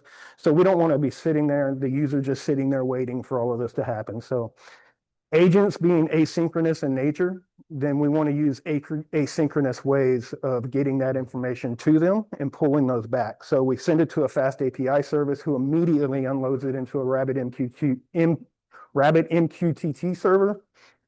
And that allows the agents to kind of chew on that stuff asynchronously while the user maybe gets it waiting, or he goes off and does something else, and then he comes back and he sees his results. LangChain and OpenAI, obviously, for the group here. We are the LangChain group. He didn't start out doing that. I had to go back and make him refactor that, and we'll get to that in a few minutes. This has gone through about 4 different refactors. Weaviate for the vector DB, I would have rather used something else, but we went with it. And then Redis and Postgres for storing the encrypted data, and Redis for basically managing tokens, things like that. Just very quick, very fast, asynchronous store. So again, just kind of talk about the stack framework, React Native with Expo, React Context with hooks, React Navigation, and of course, testing, right? So just with React Native testing libraries. In the back end, we use Python with Fast API, LangChain with OpenAI ChatGPT-4, standard authentication, light authentication with JWT tokens, and then RESTful, and we're using some WebSockets for actually connecting back to the Fast API instead of just doing direct HTTP calls, something a little more asynchronous as well. And then infrastructure, all the backend services are containerized into Docker, much like what Collier was talking about. Message MQTT, RabbitMQ is for asynchronous message delivery, as I kind of laid out, and then Postgres, Redis, and Weaviate. Currently, everything's getting deployed just off my laptop using Docker Compose. If this ever went somewhere else, I would probably, I'm more of a Kubernetes guy. I know a lot of people have opinions about that, but I use it thoroughly through my day job. I help to manage probably half a dozen Kubernetes clusters. And so it's just something that we're really versed in, something I really like. If you're doing containers and you're willing to learn the platform, it's a great platform. It allows us to really scale very large. Again, a little bit deeper dive on the background here. Again, just showing the API layer, the service layer, and the agent layer. When you get into architecture, in this particular case, I let the LLM determine which architecture to use. This is what I would call more of a horizontal splice architecture, where we're setting up layers of functionality.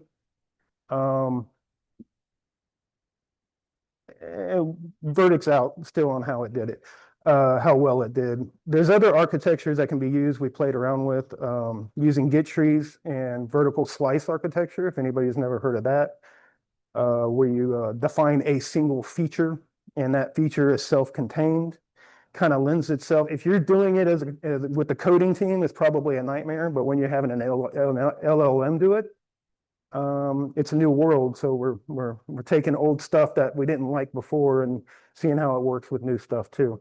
So that's another way you can think of it. The data flow here. So like I was talking about, the user writes the journal to his mobile app. That gets posted into the Fast API through WebSockets. And then that information gets stored encrypted end to end in the PostgreSQL database. But more importantly, it gets published out through the agent, right? That agent, it will go to the architect. The architect figures out which agents need to get that information. They all analyze that stuff in parallel, return their insights, and then publish the synthesis coming back from the agent back all the way back to the user. So pretty straightforward flow. Not a lot to that. So a lot of the methodologies I like to use in writing this is test-driven development. I don't know if a lot of people use this methodology, but it entails using red tests. You write your tests first. Then you have green implementations, which are your basic implementations to pass those tests. And once you get all that worked out, then you move into the blue phase, where you start refactoring those implementations to be more and more sophisticated and to flush out more and more of your features the whole time running your tests and making sure those tests stay running. It's huge for me because as we're doing this, we all know eventually these agents are going to fail. They're not going to make it to the end usually. And then at some point we have to take over. And I find that starting out at the beginning, thinking about your architecture, your methodologies, and your deployment considerations, it can make the difference between where it leaves off, what state it's in when it leaves off, and how hard is it going to be for you to figure out where it leaves off, and how hard is it going to be for you to get it across that finish line, right? So testing helps you do that a lot. it allows you to check it every step of the way. If the tests start failing, you can just tell him, whoa, back up. What did you do? You know, start fixing this stuff, keep you a little bit more track. And then when he finally does, you know, when you finally figure out that, you know, maybe I just need to take it from here, then the tests are a good way to start out. Run your tests, find out what's broken, go look at your test. You know, it'll give you a lot of insight on how they actually implemented, the agents implemented it in the background. And yeah, it'll get you on track for actually finishing it rather than sitting there frustrated, waiting for somebody to help you try and get it across the finish line. And, you know, truth be told, you might not ever. It could be in such a broken state that it's not something that you're ever going to fix without putting just as much time into it as if as if you just wrote it from the beginning yourself. So the big challenges I found with this was observability and governance and tooling and processes. Constantly, Claude, I primarily use Claude Code for actually doing the coding here. And as y'all well know, at some point, he's going to compact his conversation. Mhm. And that compacting is, you know, kind of lines up with his context. It also kind of lines up with his accuracy, right? The longer running his tasks are, the less and less accurate he's getting. The closer and closer you get to compacting that context, you got to start thinking about, okay, he's gonna start losing stuff here. So you got to start preparing for that. One of the things I did was turn off the auto compacting and then just manually tell him to compact. And when you do that, you can actually give him instructions on how you want to compact. If you don't, he just kind of looks at what you've done. He looks at some of your documentation that he may or may not have kept up with, and he'll compact based on that. And then he'll go forward thinking that's the plan. He'll lose half of your information, like he'll stop doing the TDT. If you're having them run agents in parallel, a lot of times he'll just dump out and go right back to a single agent again. He likes to do that. Yeah, and he'll do stupid things like go and take your tests, and you tell him don't do anything till the test pass. So he just goes and mocks all your endpoints. Yeah. Yeah, it's real fun when you get a month down the road on something, or at least a couple days, couple weeks, and you ask it, why isn't this endpoint working? And he's like, oh, because of the mock in there. It's like, I told you to remove that like a week ago, right? But it was still there. So a lot of governance. And to that point, I'm finding that observability is probably one of the biggest things I need to figure out. I asked it to do observability, and in its infinite wisdom, that meant to it that I wanted observability on the app, not on him. And so he did not observe himself. He did not set up any observability, nor would he. I don't think he would ever want to. So being able to set up that observability on your agents, I think is a big thing. One of the things I'm working on is trying to get that observability and get that into a feedback to the agents, so to keep them on track. Because a lot of things they did, regression analysis, regression prevention, regression guard, right? As he compacts, he starts going off the rails, starts losing his brain, starts losing his his instructions. You can remind him of that stuff, but then he also is taking up his context all over again, and then you're going to compact soon again, right? So to what some of the other presenters talked about, like LLMs as a judge, you know, how do we take those immutable logs out of the agent space, record that information, then maybe have some LLMs as a judge, not just looking at what has happened and is it repeating, you know, a hallucination, but also looking into trying to figure out the thought process. What caused the LLM to go this direction? What caused him to make this decision? You know, kind of sentiment analysis over the long running chain of output from that LLM. And then being able to have that judge kind of inject coaching back into that LLM to try and remind him of either the architecture, the rules, you know, what his tool sets are. A lot of times, like if you're using Python, virtual environments, you know, just about every 10 minutes, you got to tell him where the virtual environment is, because he'll just forget about it and just start trying to Oh, look, it doesn't work. Well, yeah, none of the libraries are installed there. You got to go activate the virtual environment, right? So, yeah, context and rules. Kind of covered that already. Regardless of the instructions, they were going to end up eventually stop using subagents, stop following your rules. He's just gonna go off the rails. And then as the previous slide mentioned, constantly catching them trying to do things that I'm really not comfortable with. You know, when you look down and it says, I'd like to write this file, and you see dot dot backslash dot dot backslash dot dot backslash dot dot backslash dot dot backslash, you know, and then the file name, pretty certain he's outside of your project directory writing something into your system file somewhere, and you need to stop that, right? So auto accept of your edits, only if you're brave, you know, only if you feel like rebuilding your machine at the end of the day. Design constraints, yes. I've already covered one, TDD, but if you're going to be using multiple agents working kind of by themselves, then something we didn't do with just normal synchronous agents was kind of get into the nuts and bolts of why, right? I'm asking you to do a certain thing. He needs to know why, because eventually he's going to have to make a decision. And if you're not in the loop, he needs to know which way to go. And the better your information on why, the better your rules, the better your feedback loop into it, the better decision he's going to make on a more autonomous, asynchronous type of decision there. Yeah. What to do better? A lot of it. So one of the biggest things that I figured out was that whole YOLO approach, not really considering the architecture, going with the horizontal layered architecture, and just basically asking him in one big giant prop to create this very complicated system did not work out well, as everybody would suspect. A lot of the issues, and this is probably something more to do with Claude, his context.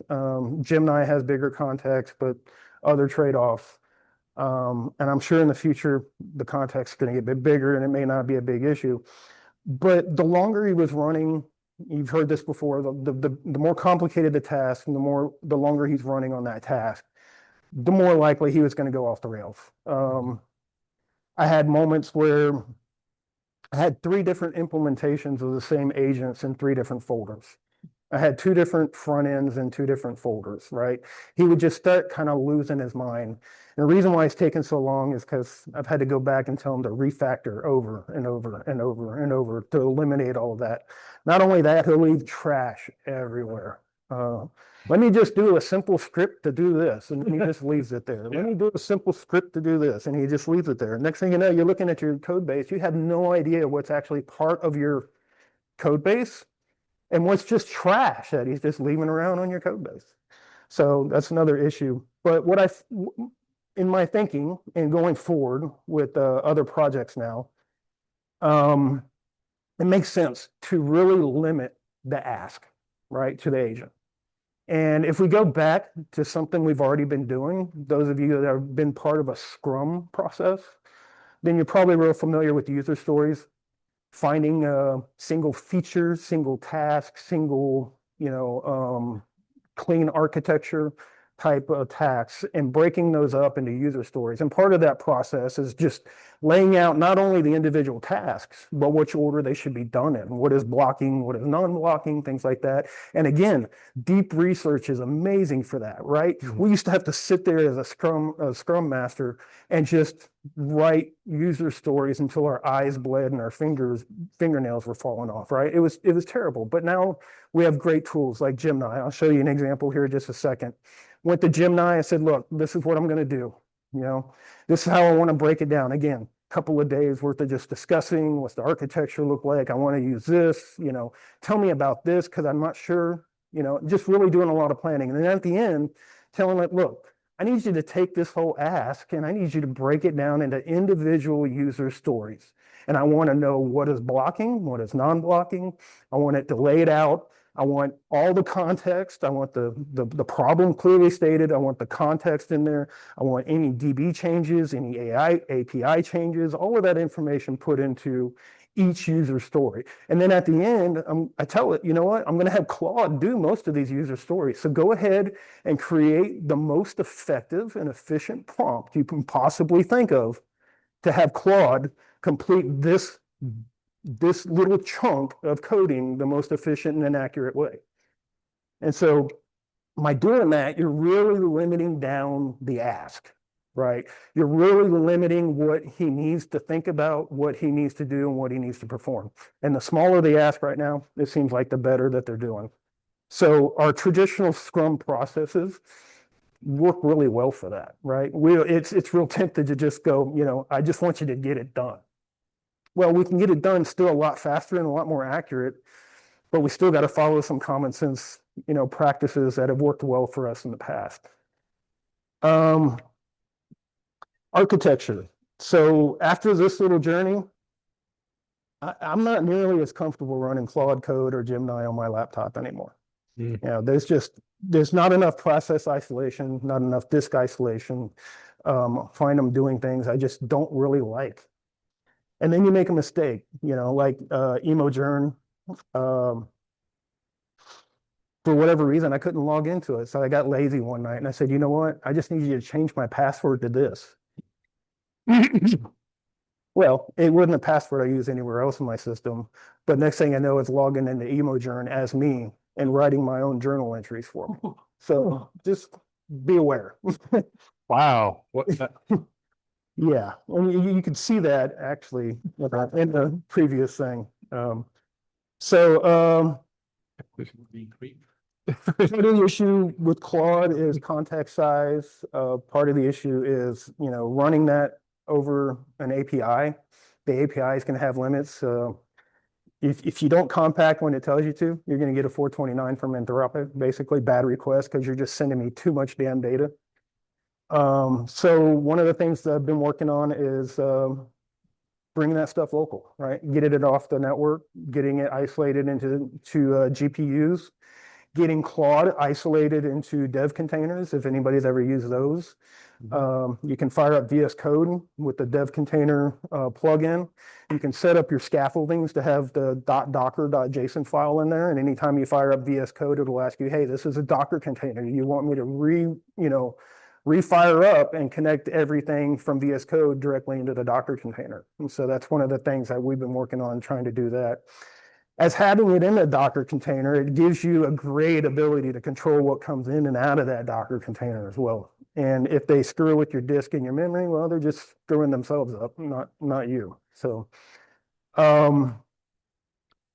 yeah, so real agents.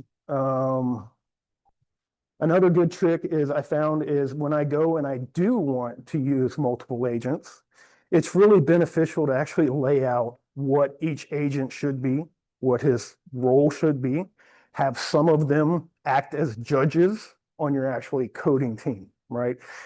Have a regression manager that's sitting there watching. You know, you can use something like a Slack channel as a common interface for communicating, or you can just tell it, you know what, just keep all your logs, every one of you just refer to this MD file and y'all just keep synchronized through that MD file. It doesn't have to be complicated, but they really need to be able to communicate with each other so that the judges can keep the other LLMs on track. And with that, I was actually able to, that was very successful. I was able to vibe code an A/B tester for testing models in my GPUs. And so, yeah, I'll just kind of skip through here. Kind of talked about all of this. Why am I going backwards? Two fingers, not one. There we go. All right. So actually with that in mind, I took all those lessons learned and created an A/B tester for LLMs and did a bunch of A/B testing, trying to figure out which LLM is going to be best to just have him local, start wrapping him up in dev containers, deploying him into Kubernetes clusters and deployments. And so this is just some of that information there. This actual uses an LLM as a judge. So I just tell it which two models off of Hugging Face I want. It'll load them up. It'll sit there, go through the process of loading them into the GPU. And then it gives them both a standard Python test. And the LLM measures it for speed, accuracy, and completeness. And so that was really beneficial. Again, give your agents real jobs, right? Project manager, front-end developer, back-end developer, DBAs, infrastructure engineers, right? Because not all of us are CI/CD experts, right? It's got to be deployed somehow. Security, another good one, and automation. So with that being said, here is just quick code. The use of LangChain was great because we were able to set up, I was able to set up a base agent, right? And then since we got 6 different agents, we were able to basically just create, abstract that out into 6 different agents with their own prompts, all that information. Ideally, right now, this is running as a Celery process. Ideally, I would want every one of my agents to be in Kubernetes, running in its own isolated process, all talking to some kind of asynchronous, either Kafka, MQTT, RabbitMQ, something that can offload that information to and from into those containers. I want observability, everything those things do. I want it to go outside the container. I want it to go somewhere else where there's another LLM looking at it, judging it, figuring out what it's doing, why it's doing it, and then feeding that information back into the container, back to the LLM to keep them on track, to keep them from doing things like creating multiple copies of the same service, trying to screw up his own dev container, things like that. And just finally, kind of to the point of, use your Scrum, like we've always done. This is just an example of a story that I was able to get, a whole slew of them, actually, that I was able to get Gemini to help me develop here just in the course of a couple hours. And yeah, so you can go in here and it just gets very detailed. The more detailed you are with him, her, whoever it is, the more detailed you're going to get in your stories here. But this just kind of breaks it down. This is the basic story, the context, the acceptance criteria, which are all pretty important for your Scrum process, your changes that are proposed. And then lastly, if we're going to do this for an agent, then, let's just keep in mind that this story is not for a person. It's probably for an agent. So go ahead and have it generate your very targeted prompt for doing that story and that story only. And if you look over here, you see blocked by. This is all information. It's blocking these 3 tickets and it's blocked by these 2 tickets. So to the last point I'm going to make is no code should get checked into your repo unless it's had a person review it at this point, right? This will help you with that. If you just had a bunch of agents checking in code and PR requesting, good luck. You're just going to be reviewing PRs for the rest of your life, right? But as long as you got this laid out like this, where you got certain things blocking and certain things unblocking, as that code gets checked in, that kind of creates a pace, right? A pace of development. If y'all have ever heard of sprint velocity, you create a sprint velocity with your agents, and then you're able to kind of tune your sprint velocity for how fast and how many people, real people, you have looking at your PRs and evaluating that stuff. So, yeah, that's it. Awesome. Thank you. We'll open up for Any questions? Thank you. few minutes of questions, and then we're going to bring Ryan up here for his lesson learned. So questions. So you mentioned that you migrated the code from, not using a framework to LangChain, LangGraph. Yes, sir. How was that experience? It was actually easier. Initially, he was trying to do it all without using a framework, just pure Python code. And when I went back and I told it to use LangChain, because it is again, another framework that's well documented, you can actually just send it to the website and say, hey, here's the API, right? I want you to convert all of this garbage into something that looks really nice, when explicitly told it use base classes, abstraction, typical software architecture terms, and it just went and did it. It was actually much more successful with LangChain than it was trying to do it by itself. So It's quite interesting because one of the biggest complaints with LangChain was the documentation, and now how far we've come that agents are able to read the documentation and create functioning applications. Well, it's good that they do, because it seems like we don't. yes, sir.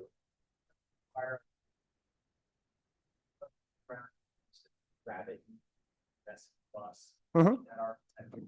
I guess my like typical usage of a message bus was to like, I had to like filter through a huge, flow of events and integrate with like a microservice. Mhm.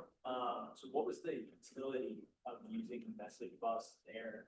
Is it because you have multiple agents and subscribers to the message bus? Exactly. Yeah. So if I did, think about it like this, if I send that journal entry into the architect and he's got to process it, and then depending on what his initial judgment is depending on which other the five agents he was going to send it to. Then if you're thinking synchronously, that's the processing, waiting. And if you got a user sitting there waiting for that, that's not a very good user experience, right?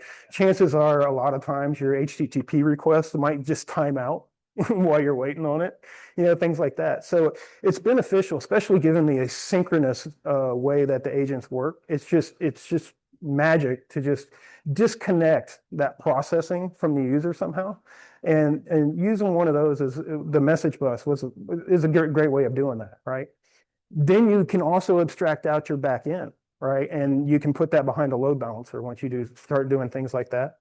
And so then you start getting into being able to scale this out even more and more when you're using asynchronous message buses like that. Yes, sir. Can you repeat the question too? Yes. So initially I gave it a architecture to to use Docker containers for everything. And that wasn't working too well. So one of the last three factors, I said, you know what, let's just get this done. I want to see what you're going to end up with. And it kind of chose to use Celery on its own. I kind of let it do that. And it took a minute, but it finally got it running. In fact, it didn't actually finish the Celery configuration until I was just sitting there while you were doing yours. So. And I love that, by the way. I think you've embraced that notion of it's totally cool to hack on code right into the moment you're on the podium. Yeah. And, a lot of this is just, this is only my second meeting here. I'm just gotten into AI at all for the last couple of months. I just been doing a lot of other things, but the learning in the open has really been very helpful for me. So I just wanted to give back to y'all as well. So. Well, I know that I appreciate it. I think I speak for us all. Appreciate, especially second meetings, being like, yo, this is my code. This is my thought process. And I know I've been inspired and learned a lot from what you've shared along the way, and especially from what you've shared in this presentation. So I want to give you a round of applause. Thank you very much. I definitely want to continue the conversations and picking your brain apart at the after party. And I want to give it up for Ryan Booth, who's going to give us some lessons learned I believe going through his deep, dark testing, a lot of journeys going on. Thank you, sir.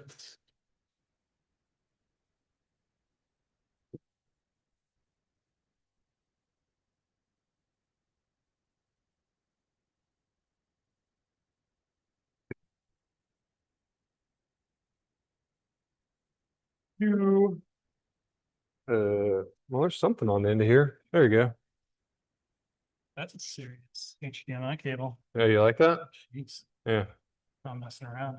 No, I come to play. So Okay, let's clip this on here and that on there. You're good to go. all right. Sound check, sound check. Test. Does that work? Can you hear me now?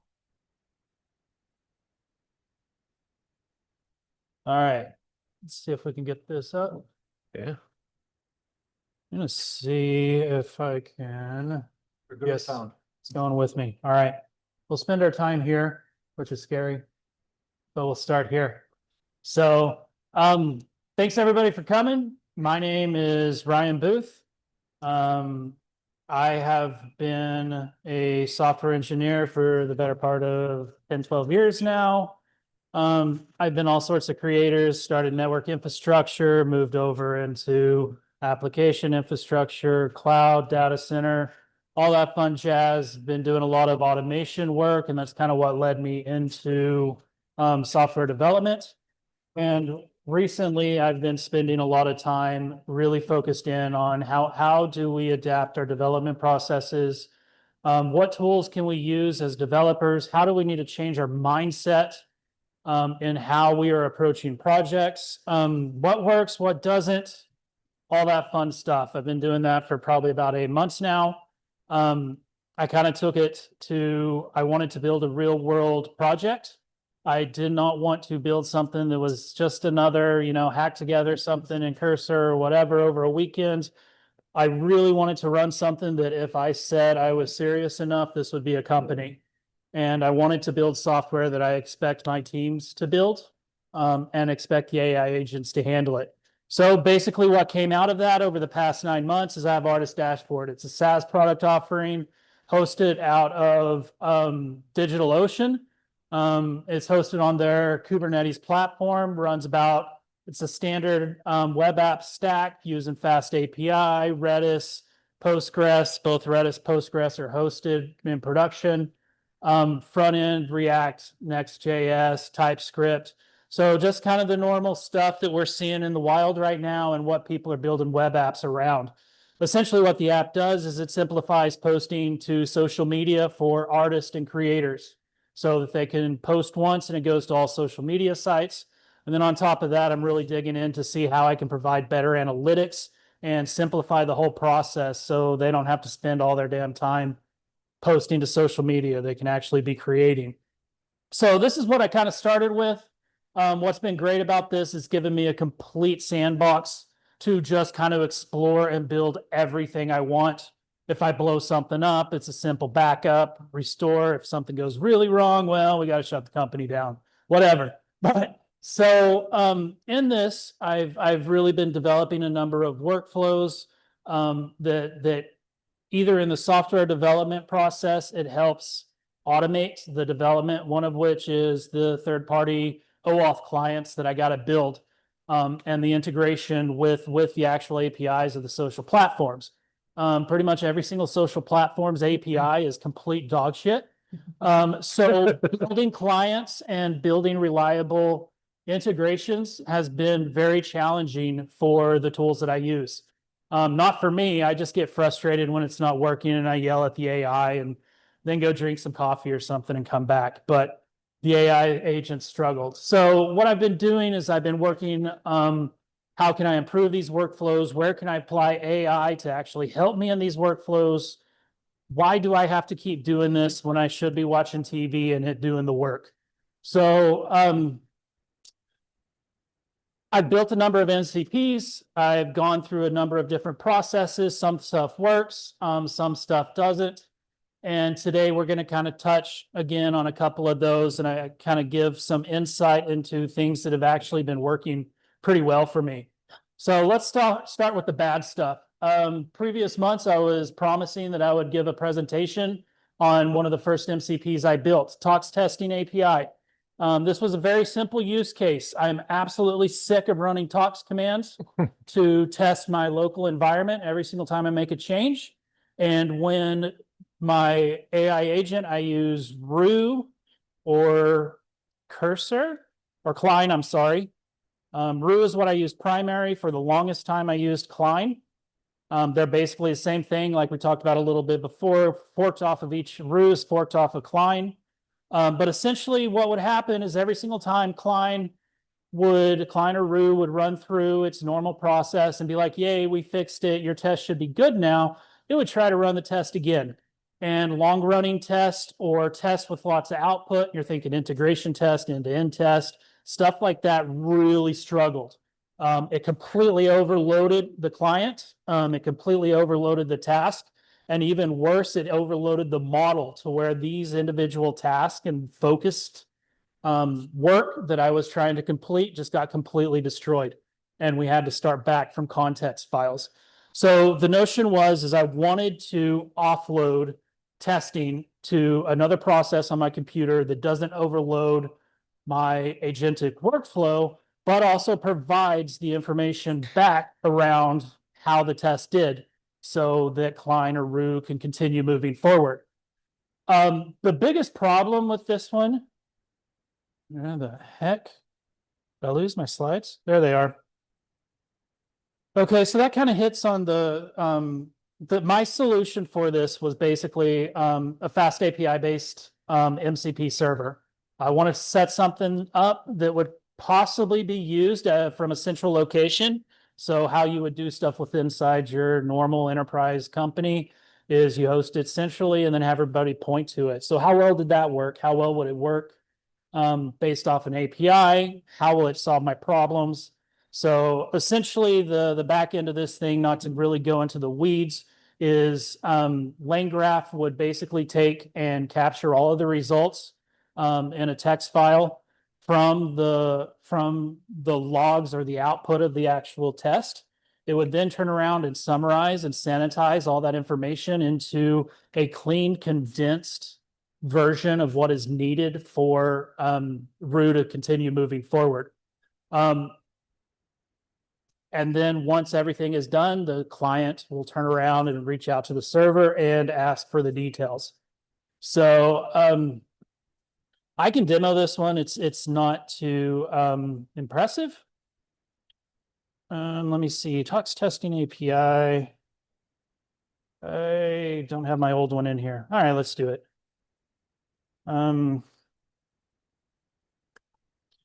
Using the tox testing.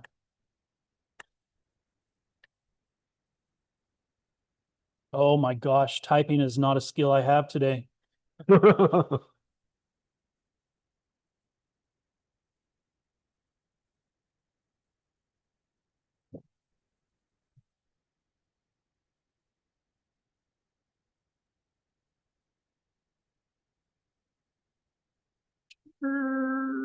The results. All right, so I'm basically telling it to reach out to the tox testing API, which is actually a container. You're not seeing that. Yes, you are. Barely. So let's see how this goes. It should be actually making an MCP call pretty quick. So here's where things kind of went south. Going in naively about it, MCPs is like, you know what? Let's just see if the MCP can gloss over everything and solve all my problems. So first thing right off the bat, the biggest problem that I have is these tests take a while to run. Like they just do. 10, 15 minutes sometimes to process some of these tests is not abnormal.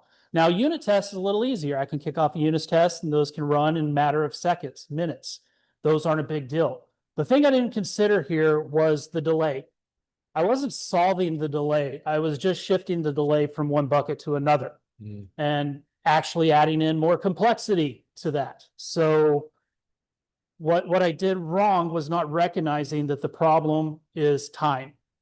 It's not what is running the service, it's the timing. And so even though I could start getting results back and I can actually tell Klein or Cursor or whatever it is that I'm using to pull the results back, it destroyed the workflow. And I struggled from a soft skill level to build prompts or to control these workflows into stopping, going and grabbing the results and coming back and looking, or even waiting. MCPs don't have a time, or they have a pretty small timeout window. So we have those problems. So essentially this one kind of killed it for me because it wasn't going anywhere. Rate limit. Oh, it's down. Do what? Rate limited. Do what? Is it getting rate limited? Yeah, I think the container is still down, maybe down. Let me find it. Tox testing API.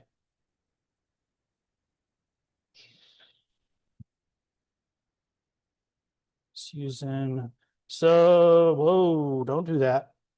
I don't know what just happened.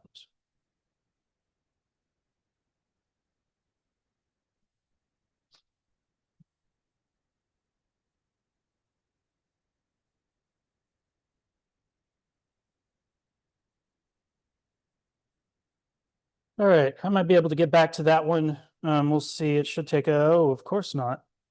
So yeah, we're pretty dead in the water with this one. I kind of gave up on it. because I need to rethink how I'm going to process testing and pull those back in. What I was hoping for with this one is to kind of have a structured environment where they could run, and when you needed test results, you could reach in and pull them out. It doesn't really work that way. So I got to go back to the drawing board with this one. So there's bomb. Here's the prompt that I forgot about this. I should have had this slide first. Here's the prompt that kind of initiated this whole TOX testing API. And this will kind of lead into some of the key points and learning things that I'm observing. I started off with building this prompt, and this prompt basically says, hey, you need to go run test, and here's all your expectations to run the test. There's a lot to it because it's been evolved over time, and then I turned around and took this and was like, let's make an MCP out of it.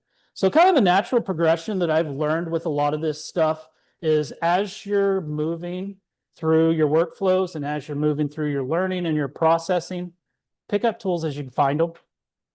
Okay. And actually put them in your work buckets, see if you can use them, add to them as you can, set them aside when they don't work, get back to them, and you'll be surprised at how big they build. And that's kind of what happened here. Unfortunately, TOX testing API went sideways, but it was a great lesson that I learned there on how to kind of kick this can down the road as you're progressing. So up next, let's do some automated workflows. So like I mentioned, I've been working on the client development workflow, which basically takes and you take a simple prompt. I want you to build an integration client with Tumblr. Build it into everything, and it walks through the entire workflow. Now, I started the process doing it very manual, and I'd step through it. But after the first or second time of doing that on repeat, I decided I needed a better documentation that I can feed in to, at the time was Klein. And so that documentation turned into kind of the starting point of automating a number of workflows. Then I swapped to Rue. I took on Rue for a number of improvements, a number of performance improvements, control improvements, different things around a lot of these projects. And it was very simple for me to just set aside Klein, kind of like you saw here. I just set aside Klein and I just launched Rue. They're based off the same branch, or not the same branch, but the same repo. So they kind of have the same build. Whoops. In doing that, I introduced a really interesting frustration that I had, which is kind of what this talk is getting into. So first thing I started noticing, I would ask Rue to start doing something. Either there's a bug in the code, we need to look at how something's reacting, do a curl command to get back this API call to see what the payload looks like. And in the past, it would just run it in the terminal. No problem. Hit the terminal, get the output, let's look at it. It sees the terminal output, I see the terminal output, everybody's happy. Rue, on the other hand, was like, yeah, we're just going to start writing scripts for everything you ask me. Yeah. And I'm not shitting you. Almost every single, I'm sorry if I am not messing with you. Every single request, it would start writing scripts. Mm-hmm. Now, if I come over here to my scripts directory, where are you at, scripts? It's in apps. Nope. Y'all see scripts and y'all just notice that I don't see it, and I'm probably driving y'all insane, right? I first need to be in the right project. How about that? Helps. That helps, right? So here's my scripts directory. This has been 2 projects, 2 tasks that's covered about the past week. Okay. So, but this first started happening, I started getting really, really frustrated with Rue. I started going in and changing my default prompts. I started cussing at it. Why the hell are you trying to write a script? Just run the damn command. After about a week of this, I was like, what am I doing here? You know what? Let's just lean into this. Let's see what it's getting after. And another one of the features was like, if it's building scripts, it's a repeatable process for itself. And we started hinting on this in previous presentations. And a cool t-shirt is we're giving it too much agency. We're giving them, these agents, too much room to go all over the place. And we need to tighten that in. And unfortunately, what that means is, that agent's job is only to run a script. That's all you do is run a script and report on it. Decades of work, all down to that. So basically, I leaned into this. I was like, all right, if it's going to write scripts as it's doing stuff, that's going to give it something repeatable to do in the future. This becomes also a very, if you're familiar with dry in software development or in other areas, don't repeat yourself. Don't write the same code more than once. Don't run the same script twice. Don't write the same script twice. Don't run the same terminal commands twice. All of that applies. And what we're doing here, so as I leaned into this, so before I get ahead of myself, I started letting it write the scripts and do the things.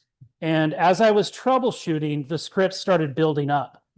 And then as I got into deeper troubleshooting, the scripts became a larger helping hand in my workflows. And instead of having to go out and build this entire observability stack and paying Datadog $1 million a month or however much our budget is, you just build it in line. And that's kind of the epiphany that I hit with this whole thing is if you're adding as you go, if you're picking up those tools and you're writing those scripts as you go through each one of those roads, eventually when you're ready to push a PR, you're going to have a pretty killer set of testing tools, testing scripts that you can then apply to do bigger and better within it without having to, within the project, without really having to wait until customers start complaining about your problems. And that's what we all want to get to. And so I really leaned into that one. And what came out of it was basically this prompt. Again, I'm starting with a prompt. I want to understand my workflow. I want to understand what I'm getting through. I want to understand how to do it hands-on manually first. Once I do that, I have a pretty clear understanding of how I need to automate it. And then from there, we could iterate. So this simple script, I literally need to troubleshoot a failure in the application, an upload in my application for the upload logs. An upload is basically you take a picture and you post it to all the social media sites. We call it an upload. This workflow got quite complex, and it also got quite complex to troubleshoot as a developer, especially a single person shop who is also doing operations and marketing and sales and HR and all that fun jazz. I have non-existing employees and customers, so who am I HR? I need to write up my bots. That's what I need to do. Where did I go? I'm sorry. So we started with this prompt, and this prompt turned into an observability script. And with this observability script, I basically can now cancel, terminate. I can basically now start a task where I want to kick off some debugging activity, or I want to try to root cause an issue, and I want to kick off some monitoring. So I basically come in here to root, and the first thing I'm going to do is I'm going to swap over to this orchestrator mode. Yes, that's what they call it, as a mode. Orchestrator mode. Now, what's cool with inside Rue with orchestrator mode is that basically you take off your developer cap or your project manager cap or your debugging cap, whatever it is, and you think about it from an orchestration workflow standpoint. And so whatever they're asking you to do, it is going to turn around and it's going to break it down into subtasks, and it's going to build a detailed understanding in its own little mind of everything it needs to step through. I have noticed that the orchestrator does amazing when you already have a clear workflow documented, either inside of context files, inside of a PRD, wherever you have that workflow documented. If you port orchestration mode to it, it does a pretty damn good job of it. With one exception, and we're probably going to hit that one. That exception is basically when you have to deviate from that workflow, it has a really hard time continuing to move forward. Understanding that where it deviated, it fixed everything so that the orchestrator could then move it to the next task. That sounded like a really bad explanation. Did that resonate with everybody, or should I re-say that? Okay. Yeah, so ultimately the workflow would get destroyed and you would either have to start over or you'd have to help kick it down the road. And that was a problem. So that's kind of the only thing. So what we're going to do now is start the local develop.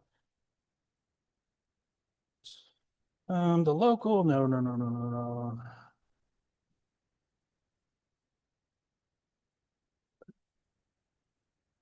So every bit of work has just kind of simply been boiled down into this. I just basically tell it to kick off the workflow.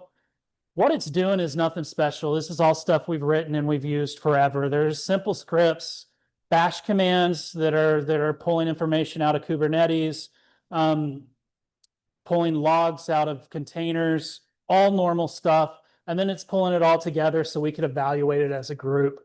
And so what you're seeing is you're seeing it break down into a subtask. You can come up here to the top of Rue and you can kind of see what it's doing. But it's walking through here. Oh, I didn't even give it the context files. Whew. I really don't want my demos to work, do I?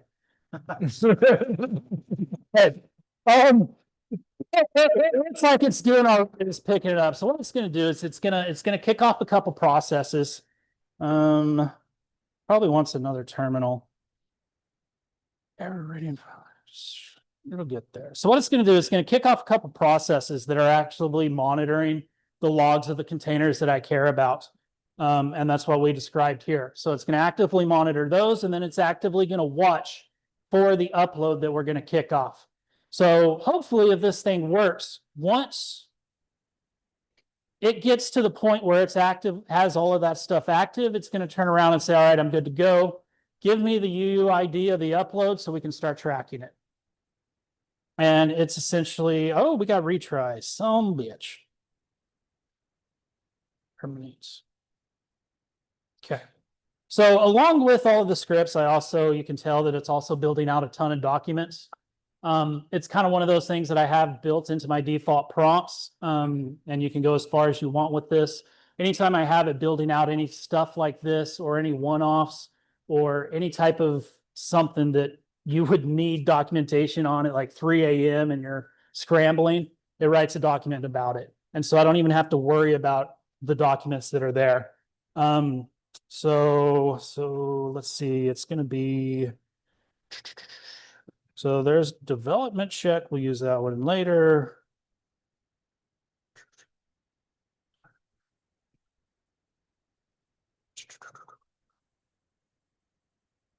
Maybe I just need to tell it to run the script.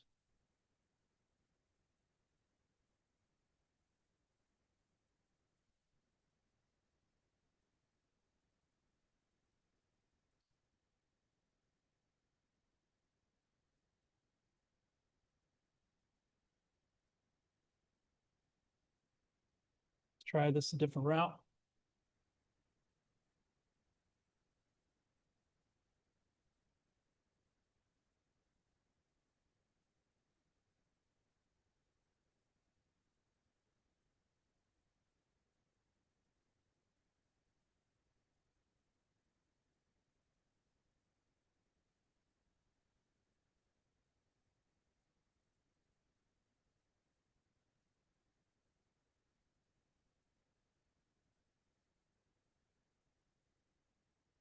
So for anybody that couldn't see that, I basically put in a prompt that said using the upload monitoring scripts and the scripts directory, start a local monitoring workflow to validate an upload. And so we're going to kick that off again. It might be freaking out because I did not build a higher level script yet for local development. I think I only built it for production. But if we can get there, we'll get there. If not, we'll move on. So what this script, I mean, I think it's kind of obvious what it does, but what it helps me with is to visualize a complex workflow that I would normally be handling. But not just me, but I add that context into the agents and I add it into Rue so that it stays in the loop. I don't have to continue to push that down the road. Did we get there?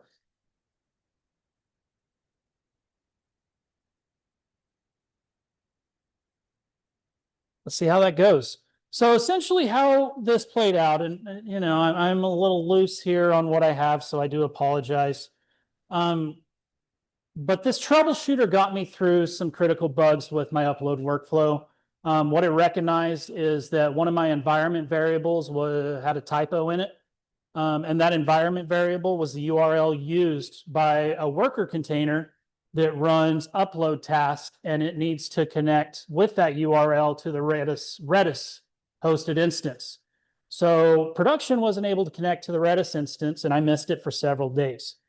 The reason is because my deployment workflows to production did not validate that. It just had the health checks in the containers. Terraform had the health checks that it had, but nothing's checking services. Obviously, who cares about services when we're deploying infrastructure? So that's kind of what I ran into. So it's like, okay, I need to take that same process, that same workflow that was successful for me in my local development and my local environment, and I need to apply that to production. So I did just that. I turned around, and as I was cleaning up the code, as I was getting tests in place, as I was working on everything else, I had Rue come in and build basically a production deployment script. Now, this is essentially roughly the prompt that I started with to kick that workflow off. It was one that kind of delayed my fixing of production by about half a day. But I got full observability into my production deployment. And that means anything from image building at the very first stage, making sure that the right images on the right platforms are built, to making sure that those are properly pushed and tagged in DigitalOcean's image environment. And then everything is properly deployed. It's refreshed, rolled out successfully and in good health, and then it starts checking all the services. Is the Redis connection right? Is the database connection right? Do we have our variables in the right place? Are the workers doing scheduler? And then yada, yada, runs through all the components to validate. This was nothing that I sat down and was like, this week I am going to build an observability stack. Or this week I am going to improve how I do local debugging. This was something, and this here is the key point if there's anything out of my presentation. These are the things that I just built in as I was typing prompts. 1 or 2 prompts here or there, along with what you're building to help kick the can down the road, makes a tremendous amount of contribution over time. And so that's exactly what I saw here. And so now I have an observability workflow that's, it's okay. It's not too bad. It's free. Just costs tokens to build. But I have a lot tighter control over what happens locally, how it gets pushed to production, how it works locally, and then also, you know, along with testing. That is the key component with this, though, is tying in the testing part, which I'm still working on there. But yeah, that's kind of where I'm going in a nutshell. So this is still the local monitoring setting up. What you can see here is the health check returning all the data. So let me see. And if you remember, this one, not tox testing, is basically off of this script right here, or off of this prompt. Okay, is this kind of where I started, do all that, and then it's like, all right, let's automate this prompt. That's kind of what came out here. And so what you're seeing for the local monitoring, it's validating that the processes aren't already running. It's then validating that everything's in the right place, and then it starts starting everything up. And then it turns around and starts validating that everything you stood up and everything you're working on is there. And so that's kind of the start of this one. Let's see if it's prompted. Yeah, I never built a wrapper around all of these scripts. They're still individual scripts. The local workflow is actually still expecting those. So I need to build a higher level orchestration script. If you want to see, though, while that's still kind of working, Here is, let's close that. This is the production deployment guidelines that I had it built out while it was working through how I handle and troubleshoot all this stuff. And so it's just an MD file. I don't think I've ever even looked at this instead of today. But this is kind of where it started, where it worked through, and where I go from next with it. So in the interest of time, so we don't have to keep doing this, let's jump into any questions, conversations, touching points. It is one of those, it's been a learning experience for me. If you have insight, if you have suggestions, if you think of anything that I've done wrong right now or that I've done right, you know, I'm all ears. Any questions?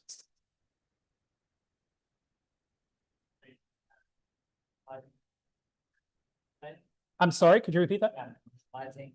Selling the artist website. Yeah, so the question was, are you working on commercializing and selling the artist website? Yes, it is out there right now. It is public. It is still working through, getting customers. So, but yes, it is active. And that is that guy. Yeah. Sure, sure. Oh yeah, because if something's broken, we're gonna fix it. All right. I hope y'all aren't ready for beer yet. All right, so this is local.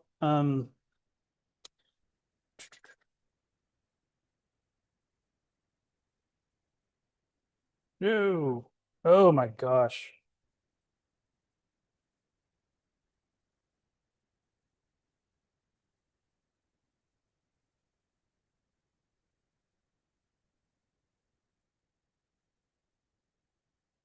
Okay, so here's the dashboard. The uploads are what I mentioned. It's a very simple dashboard.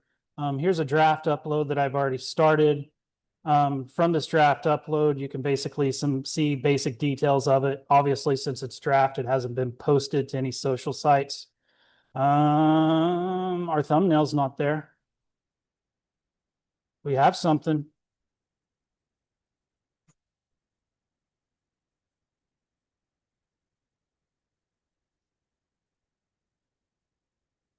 Oh, this might be a good one too.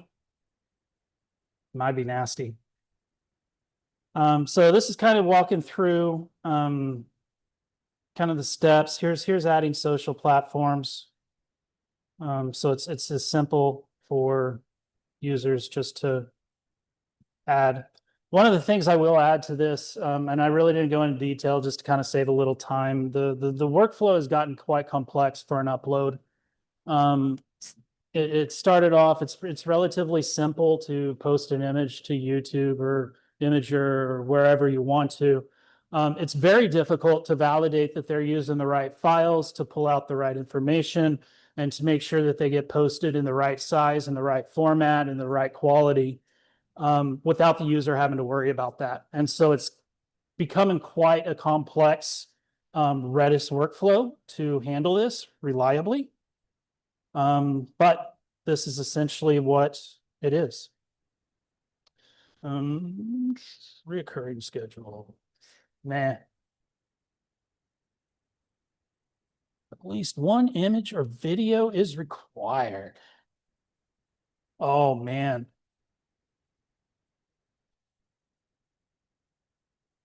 I want to say we can fix this one, but I don't think we are. I moved a lot of stuff from the front end to the back end, that changed up how uploads are handled. So prioritize the file getting upload. And I don't think that's working here. Let's see if we can fix this.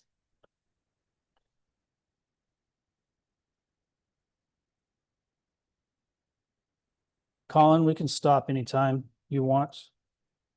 I know we generally have a hard stop at 9 and it's 8:55. Ooh. All right, let's see what we can do here.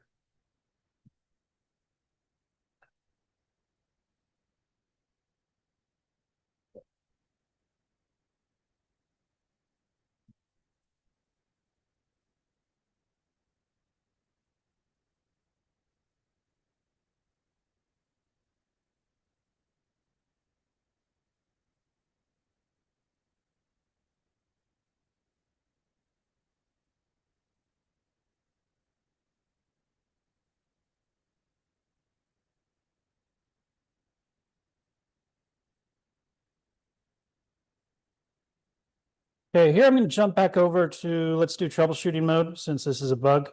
If you can't see it, I put in the prompt, my local environment. Thumbnails on upload manager images are not properly showing up. See the attachment.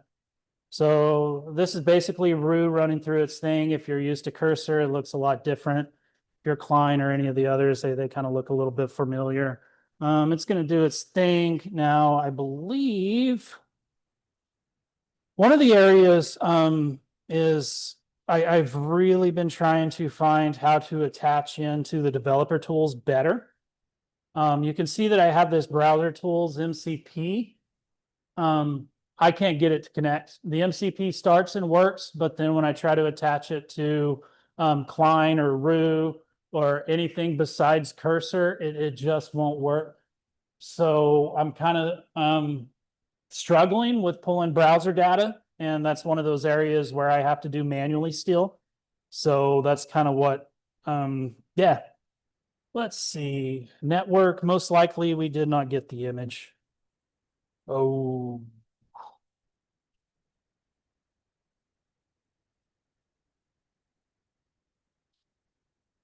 Well, what did you come up with? Yeah, it's still working.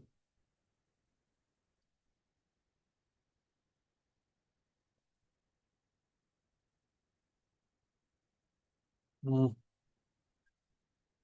All right. Any other questions? I think we could probably call it there unless y'all are really wanting to see this finish out. Well, on that note, thank you, Ryan, for giving us a live debugging.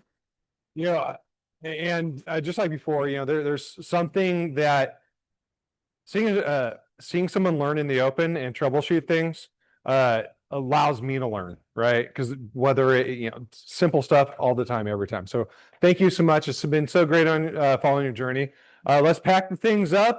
For those of us who want to grab a cold beverage up at around the tavern, it is right around the corner. We're just going to pack up our AV gear, clean up, throw away your stuff if you may, and then we'll walk on down and continue the conversation over a frosty beverage. Thank you. All right. I will take that.